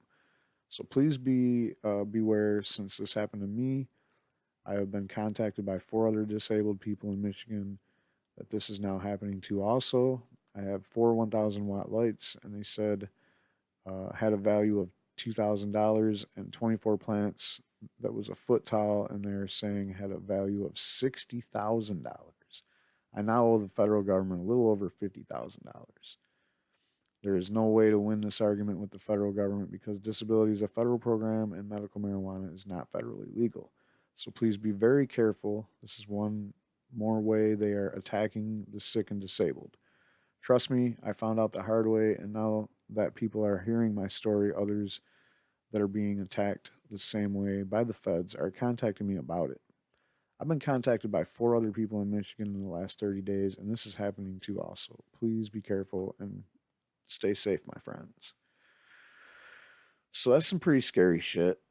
Just thought I would share that with my audience. I know a lot of people from Michigan watch my show, and yeah, that's some federal news for anybody that lives in a medical marijuana state and is on a registry or what have you. So applications for medical marijuana licenses are coming up here next week in Michigan, and at the last minute they decided to toss out some emergency rules, they call it. Here's this like document. It's about a 30 some odd page document, and I think there's like 55 rules, 51 rules. It was signed by Snyder on the 4th. And basically I read through them. It's a bunch of really stringent regulations. It solidifies the capitalization requirements. That's now law. But this is only a 6-month this is a 6-month emergency set of rules. Things could potentially change, but in looking for the things that are going to change, I wouldn't fucking count on this being one of them. I don't think these capitalization requirements are going anywhere, folks. And there's also this proof of financial responsibility / insurance. So obviously you're going to have to, talk to somebody about some serious insurance notes. So yeah, like I said, I poured through these rules when they actually leaked on the internet. So somehow I obtained a copy of them, and I'm not going to name any names once again. But basically, I read through here, and there wasn't nothing that really stood out as anything out of their, ordinary medical marijuana facility licensing act regime that they already established with the public acts that they passed last year. Except for I found this a little interesting. They're talking about getting up to code and who you can talk to about looking at different rules and all this other shit. And basically, these little expenses might rack up eventually. Cannabis Inflorescence. It's like a book. They want you to buy a book or something. I don't know what's going on here. They want you to get ISO certified. I think this is for labs, maybe. I don't know. There is a situation where they lay out the rules, the basic rules for each facility. Um, and there's a weird thing going on in here. I noticed. Actually, my friend Chad on Facebook noticed. It says something about that you can't have products that require temperature control. For example, you can't have something that requires refrigeration or freezing. And I mean, I racked my brain for hours and hours trying to figure out who would give a fuck about that. Actually, it took about 2 seconds to figure out. This must have been those transporters. They must have been like, you know what? We don't want that extra expense of having to have refrigerated trucks. So let's make it so we don't have to have refrigerated products. That's the only place that rule could have came from.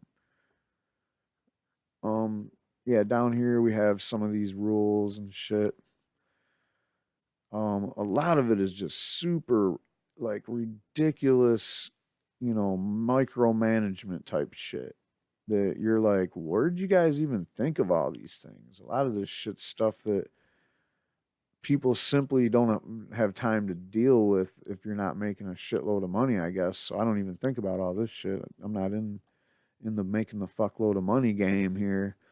All right, now here's some medical marijuana THC concentration and serving size limits. Maximum THC levels for marijuana infused products. Type of products, topical formulation. You can have a maximum concentration of 6% by volume. Tincture, 1,000 milligrams. Beverage, 500 milligrams. I'm assuming this tincture, 1,000 milligrams, for the whole bottle or for the dose. All right, edible substance, candy bars, etc. 500 is the top. Other similar products like capsules, suppositories, transdermal patches, 1,000. This is ridiculous. Come on. I mean, not that I care. This is the legal packaged stuff. So I'm still at home making my own cookies and I can make them however I want. But it's just silly. I mean, come on. The edible thing is everybody's scared to death that the kids are going to eat the fucking candy bars and the gummy bears and shit.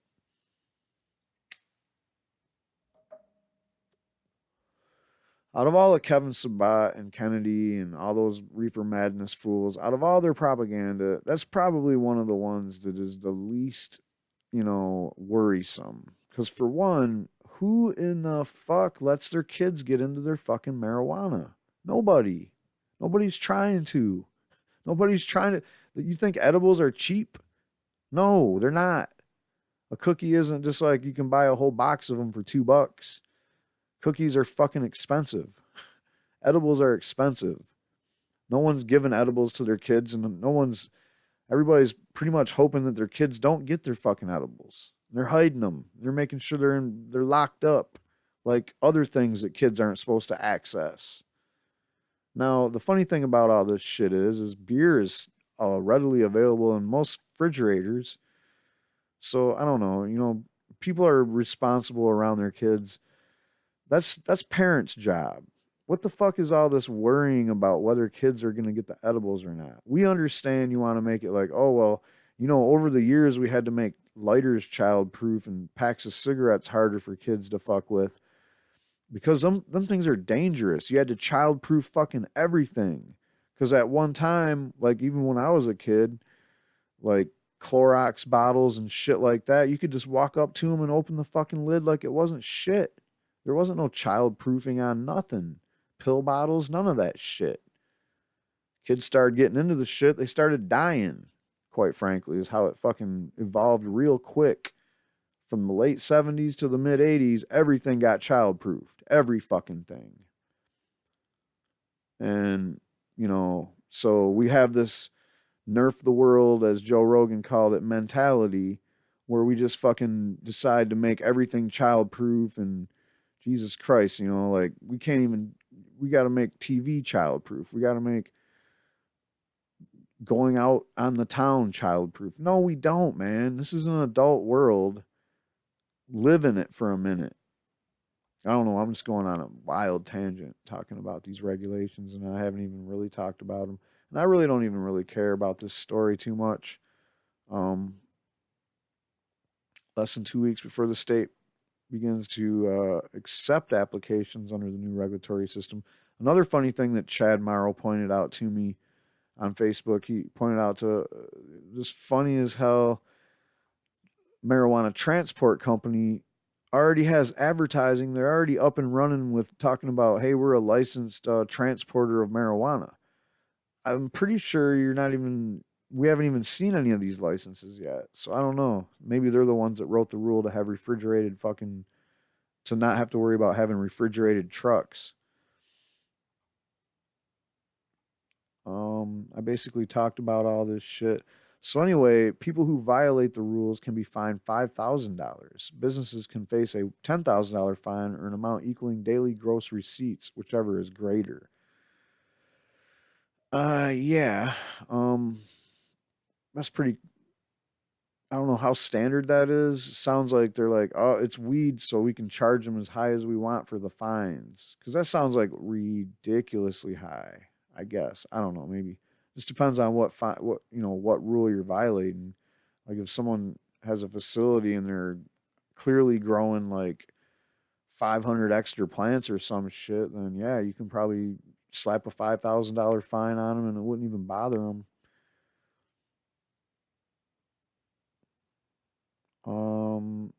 Yeah, this is all highly Republican, highly like they're trying to sterilize medical marijuana as much as you possibly can without removing the ability for people to smoke it.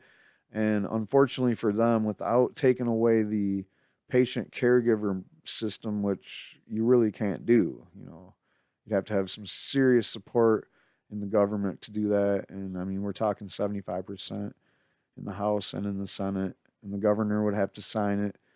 And they're running out of time to try to do that. I don't think they got the support for that. The people I've talked to that know the people on the ground in Lansing say that that's probably not possible. So anyway, this is why. Because there's 265,000 patients. These people fucking vote. All right? You don't want to fuck with them. They vote. You know why I know they vote? Because that's why we got the program. They signed petitions and then they voted for it. All right, but they have registered with the state to grow their own marijuana or obtain it from the 42,000 registered caregivers who can supply a limited number of people. So you're looking at like over a quarter, you're almost 500,000 people that are on paper in the medical marijuana system in Michigan. We will see what's going on with this. I am seeing this is going to be not as smooth as it could be. And I'm thinking in terms of times when dispensaries are not licensed or there's not licensed product. And we have both of those on the horizon right now. So we'll see what happens. A Comstock Park woman convicted of crimes linked to an illegal medical marijuana dispensary appeared in Kent County Court for sentencing today. Sorry about the shitty video. The judge sentenced Susan Bond to a year in jail with possible early release. She was also placed on probation for 3 years and hit with a $25,000 fine. In October, a jury found Bond guilty. I don't understand why this ain't playing. We are online. Of numerous charges, including racketeering for running a dispensary on Plainfield Avenue near 5 Mile Road. Vice officers raided the business last year. They say the dispensary took in nearly $650,000 over a 2.5-month span. The shooting of an unarmed suspect during a major drug investigation that brought police to a Grand Rapids apartment complex back in September was justified. Okay, sure. So the drug war is beaten on without any hesitation in Michigan, as you can see. Yeah, this is just a sad moment for people in Michigan. Um, I don't see how I don't think anything going on here was any kind of a crime whatsoever. So whatever, you know. In the spring, people will be opening up dispensaries. There's already dispensaries that have the okay to stay opened. We still don't know if they're for sure going to not get busted or not. These busts happened on a whim, um where they're just like, "Oh, you know what? We're going to yeah, so they launched the probe in the summer of 2016 between August 1st and October 14th, 2016. The business took in more than $647,000. Bond pocketed about $137,000. I mean, they're acting like this is totally criminal bullshit.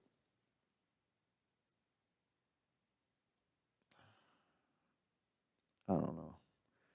I really don't know the details of the case, but basically, it sounds like she was running a good dispensary and everybody was happy with it. She was calling the cops to report some embezzlement going on, and they fucking busted. They decided to bust her. They're like, "Oh, this looks like too much money, so we're gonna arrest you." Unbelievable. So I don't know. There's nothing else to say except for sad for another situation. She gets a year in jail, 25,000 fines.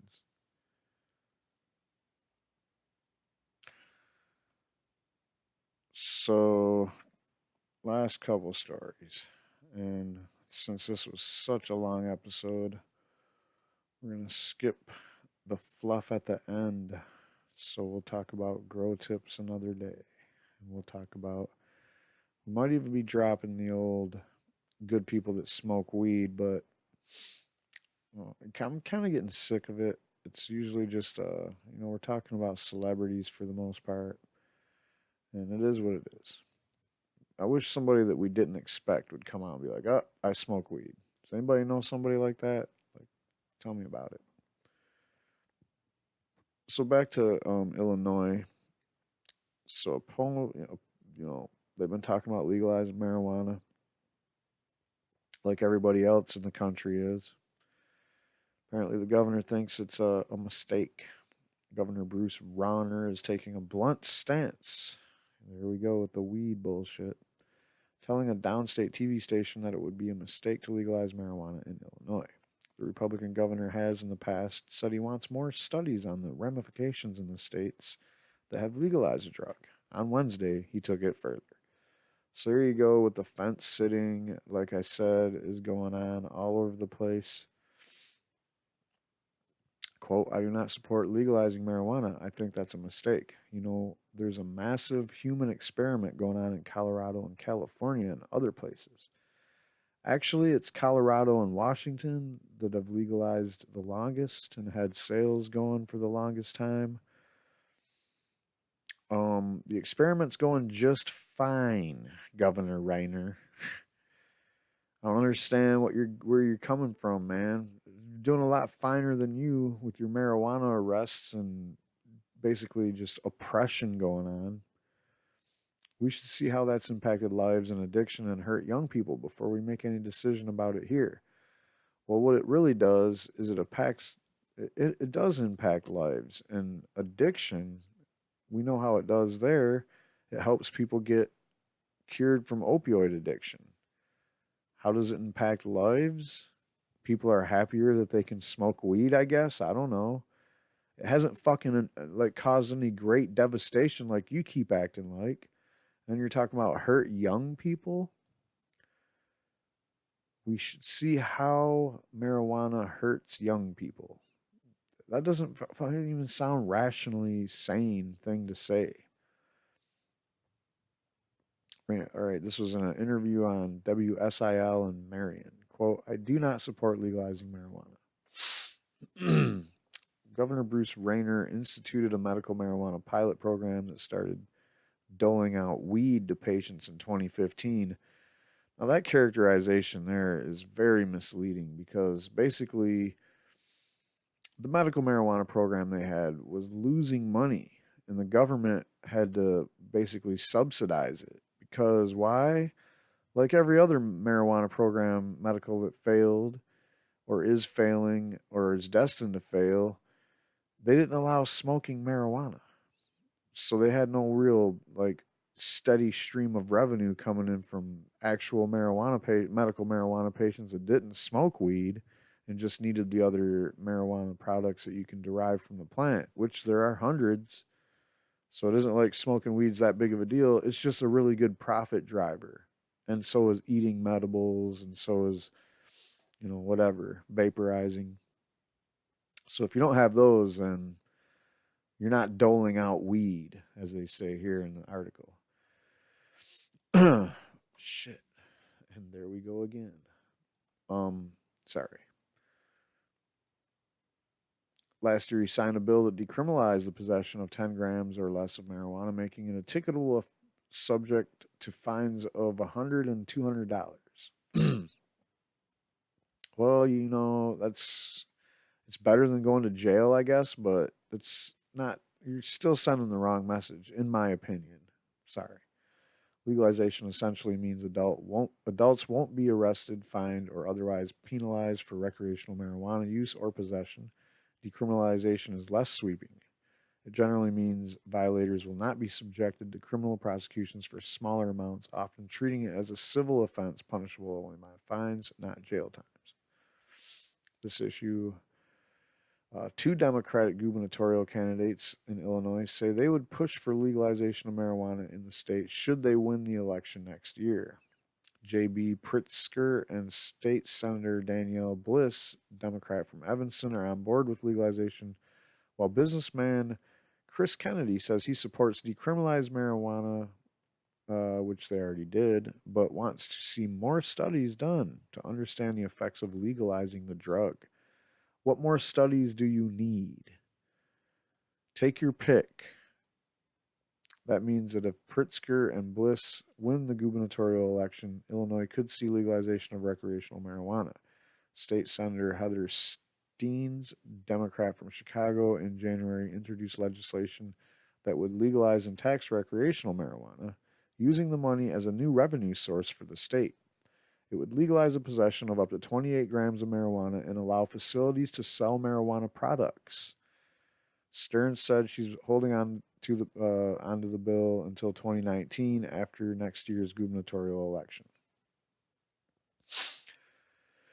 And we all seen the video with travel guru Rick Stevens entering the fray of marijuana conversation at the committee over Stearns' measure. Steves, an advocate of marijuana legalization, said there has been a decrease in black market drug sales and illegal possession that have historically landed a disproportionate number of young black men in jail since his home state of Washington legalized marijuana 5 years ago.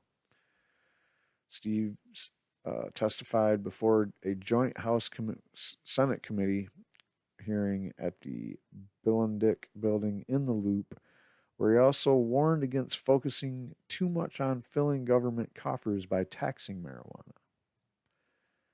And that would be good advice. But there is no states in the Midwest that have legalized marijuana yet. So it sounds like the little race we were talking about earlier between like New Jersey and Vermont and maybe somebody else on the East Coast or whatever. It doesn't sound to me like Illinois is in the running. Los Angeles is in the running. Let's take a little break and check out this video. Funny little video about Jeff Sessions. Attorney General Jeff Sessions is a serious marijuana buzzkill. But before you toke up on 420, remember the AG still thinks it's 1936. I, as you know, am dubious about marijuana. With up to 60% of the United States supporting marijuana legalization, the Attorney General's best judgment reeks of old stereotypes using out-of-date facts and misinformed ideas, echoing the propaganda film Reefer Madness. Marijuana, the burning weed with its roots in hell. Marijuana is not the kind of thing that ought to be legalized. It ought not to be minimized. Smoking the soul-destroying reefer, they find a moment's pleasure, but at a terrible price. Good people don't smoke marijuana. Debauchery, violence, murder, suicide. And we're going to see more marijuana use, and it's not going to be good. And the ultimate end of the marijuana addict. This drug is dangerous. You cannot play with it. It's not funny. It's not something to laugh about.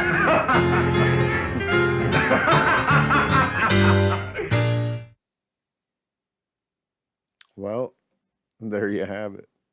Jeff Sessions' Reefer Madness.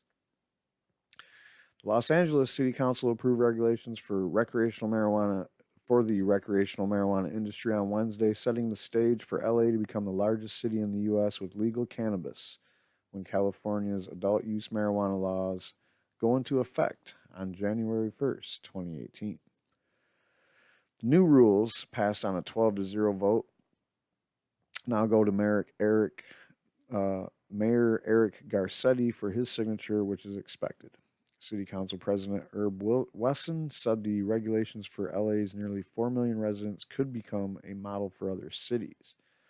Quote, "We are LA, we are a big city, we do big stuff. That's who we are, that's how we roll," Wesson said. Quote, "And there are cities throughout this country that are looking at us today." The complex regulations are considered a work in progress that will likely need refinement later, but for now, they provide the marijuana industry with some clarity before retailers open their doors next year. Retail marijuana shops will be allowed only in specifically zoned commercial and industrial areas in the city and will not be permitted within 750 feet of sites like schools, public parks, and libraries. Growers and manufacturers of cannabis products will also be limited to specific industrial zones and required to locate at least 600 feet away from schools and similar sites. The rules will cap the number of shops, growers, and manufacturers that can be licensed across Los Angeles. Stores will have to establish strict security measures, including video surveillance and electronic verification that customers are 21 or older. In an effort to address the negative consequences of the war on drugs, the city will give license processing priority and other assistance to individuals applying for marijuana business licenses who have been previously convicted of a low-level marijuana offense or come from low-income communities hit hard by failed drug war policies. Better hurry up, because almost every community in the country fits that description. Quote, "Marijuana is about to become legally available and taxed in the largest city in the largest state in the country," said Tom Angel, chairman of the drug policy reform group Marijuana Majority. Quote, "That's a major benchmark, and it shows how far this movement for cannabis policy change has come from just a few short years ago when almost no one thought legalization was a realistic possibility." Angel predicted that more states will lift prohibitions in 2018, increasing the pressure on the federal government to finally modernize its outdated approach to marijuana. California became the first state to permit marijuana for medical purposes in 1996, and 20 years later, state voters approved the legalization of recreational marijuana. The state's legal marijuana industry has a projected value of $7 billion. And once California's new regulatory framework is fully implemented, state and local governments could collect $1 billion annually in tax revenue. Meanwhile, support for marijuana legalization in the United States is at a historic high. A recent Gallup poll found that 64% of Americans favor making marijuana legal, the greatest level of public support for legalization since the pollster first posed the question almost 5 decades ago. Yeah, it's winding down, guys. I have a little bit of a tiny piece of shitty news, I guess you would call it. I don't understand this shit, but it sounds pretty fucking gross. So Denver wants the marijuana growers to use recycled wastewater, dude. Ew. Under Denver water proposal, cannabis growers in Colorado could be among the first in the nation to water their plants with recycled wastewater. Why does that sound like a shit poor, piss poor idea, man? It just sounds like shit. I mean, come on. We're talking about medicine here, whether you're talking about recreational or not. I personally don't know about you, but I don't get it, you know? Like, maybe if you're talking, Denver Water has been recycling water at a special treatment plant in Commerce City since 2004. The process takes treated wastewater and sends it through various filters and devices before it's disinfected with chemicals. It's delivered through a system of purple pipes. The resulting recycled wastewater can only be used for certain uses. It's not considered to be drinkable. My general rule with watering plants, and maybe call me an old stickler, but if the water you originally start with is not drinkable, then I'm already questioning it, you know. Okay, so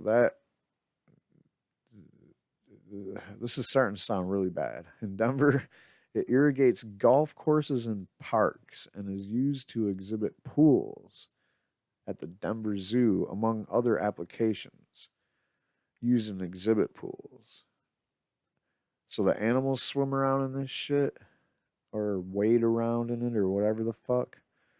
Now the utility wants to run its purple recycled water pipes to marijuana grow operations, which would get discounts for using it, but only if regulators approve. So they're not forcing anybody to use it, but they're incentivizing it. Last year, it proposed to allow reclaimed water on a range of edible crops, but it has narrowed. It has narrowed that down to indoor cannabis cultivation for both medical, retail uses. Now, the city does want you to use this recycled water in toilets and urinals, which is about the only fucking place I think you should use it. And I thought that's where that water came from anyway. What do we use there? Fresh water that you could drink? That would be absurd. If you can recycle water, you would probably use it here first. But I would have to see like a lab analysis of the water. It sounds to me like it's got a bunch of chemicals in it in the end, run. Like after they do all this filtering, then at the end they throw some chemicals in there to disinfect it. I grow organically, so that don't sound like it's gonna work. All right, so you can fuck that shit right off. I think that's it for that story. And again, it just sounds like something that they're incentivizing. It's not like, hey, you guys, you're at the lowest rung in the totem pole, so you're gonna have to grow with this shit water. Sorry, nothing we can do about it. And we finally, in this clip, holy shit, was this crazy or what? There was news from Kratom. We had opioid epidemic things going on and fucking states legalizing marijuana. We have marijuana getting legalized and decriminalized all over the world. I mean, this was like one of the busiest clips I think I ever made, man. It had just like everything going on and multiple stories on each front. And again, brings us full circle to ta-da, hemp. Hemp is winning big time. So right now we have 3 states to talk about: Missouri, Pennsylvania, and Wisconsin. So Republican Governor Scott Walker has quietly signed a bill that allows Wisconsin farmers to grow industrial hemp. Walker signed the bill Thursday. The bill passed the legislature unanimously. The measure's sponsor, Republican Rep. Jesse Kremer, tweeted, Thursday that the bill would make Wisconsin a leader in hemp production. His tweet included a hashtag America's Hempland. At least 30 other states have legalized hemp farming. Supporters say hemp has a wide range of uses, blah, blah, blah. Under the new law, hemp plants couldn't contain more than 0.3% of THC, the active ingredient in marijuana. Hemp farmers with drug convictions will not be eligible for state-issued licenses to grow the crop. Then why would you call them hemp farmers? And what's the big worry, you know? That is kind of absurd. I seen something else about that one in Wisconsin. I don't know where it was, and now I can't find it. So it was something about some Native Americans getting in on the action. So that's cool. Munslinger. So we have Senator Brian Munslinger will pre-file legislation to add legal industrial hemp to a list of crops that Missouri farmers have in their rotations. Quote, many of us grew up using old hemp rope, said Munslinger. Today we're just working to return them to those roots.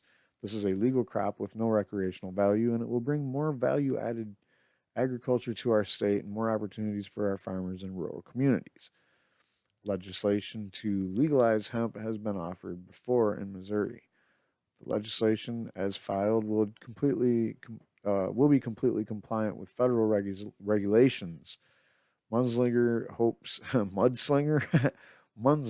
hopes this change will appease organizations like the Missouri Farm Bureau, who have opposed the legislation in the past.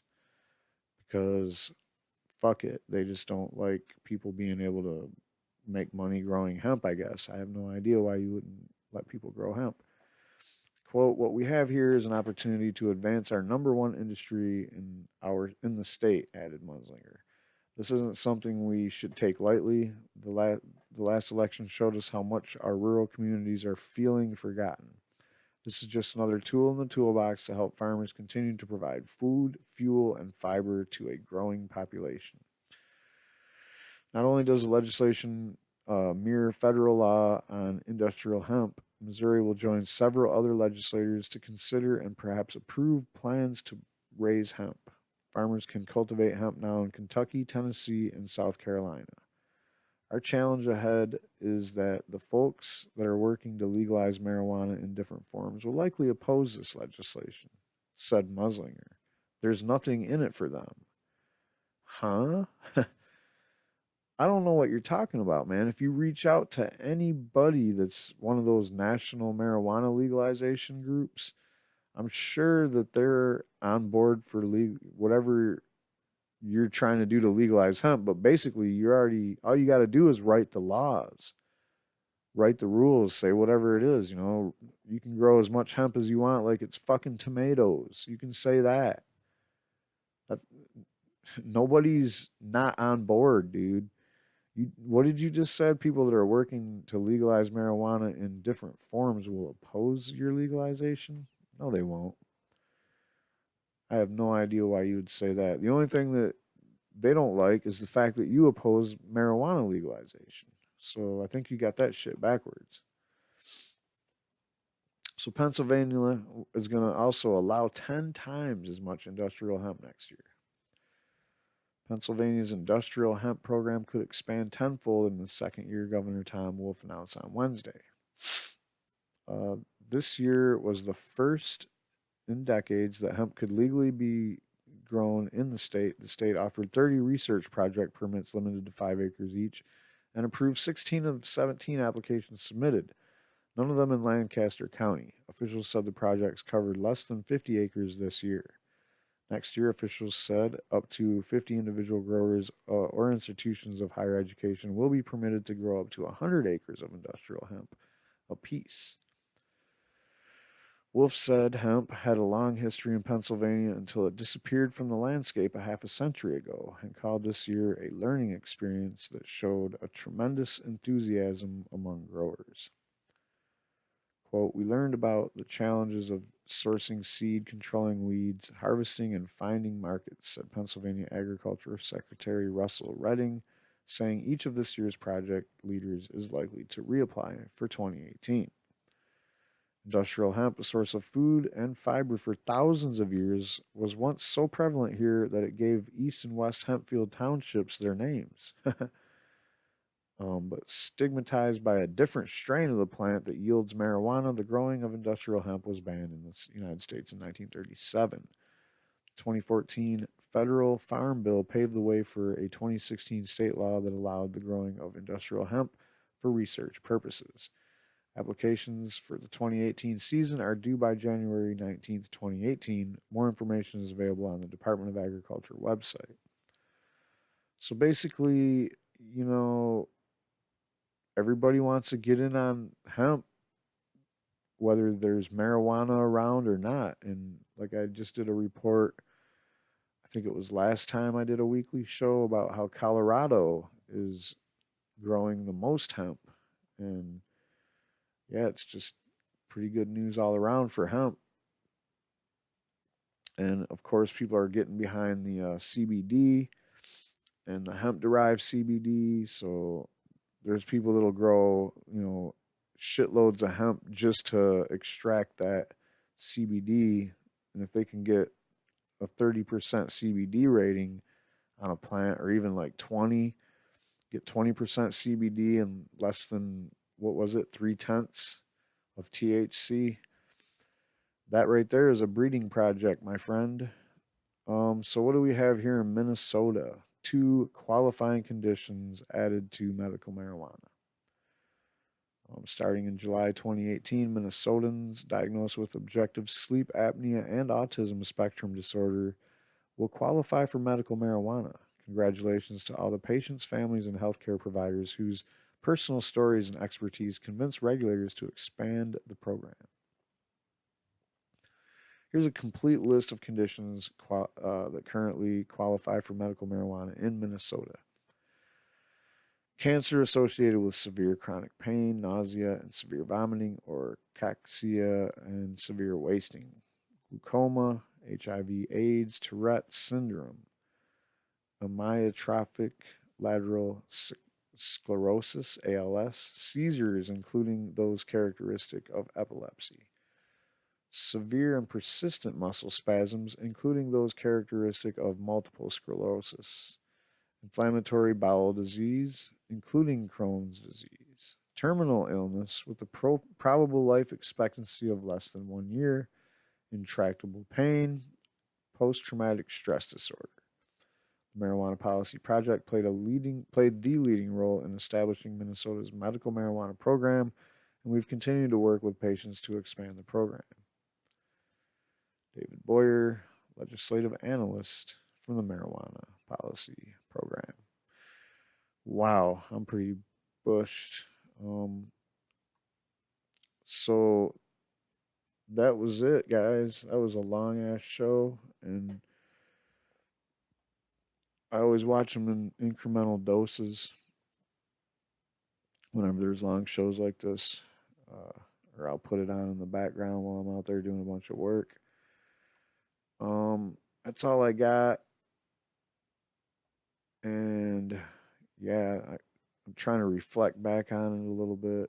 And I remember at the very beginning of this video, I was talking about doing this channel and doing these videos. I've been doing it for over a year now, and I'm starting to feel like I'm getting the hang of actually what I'm doing. I feel comfortable in the way I'm doing it and how I'm presenting the information and stuff. So I guess I'm gonna keep on going. We're nearing the 1,000 subscriber mark on this channel, which means a lot to me because it was kind of make or break. Either I was gaining subscribers, or if things weren't looking good, but right around the time I hit about 350, when I was at about 350, the ad apocalypse thing was going full blown, and people were getting basically like shut down, I don't know. I wasn't really worried about getting shut down, but I was just worried about whatever their algorithm is, and just my videos just not getting seen by people that didn't see my channel before or any of my videos. And I like to think that I have pretty good thumbnails or something, and that has a lot to do with like when people first see something, and titles that kind of don't fucking confuse you or whatever. And I admit my titles aren't always the best. So there's the two things that can get you attract new customers or new people to watch your videos or whatever. But the biggest thing is probably word of mouth.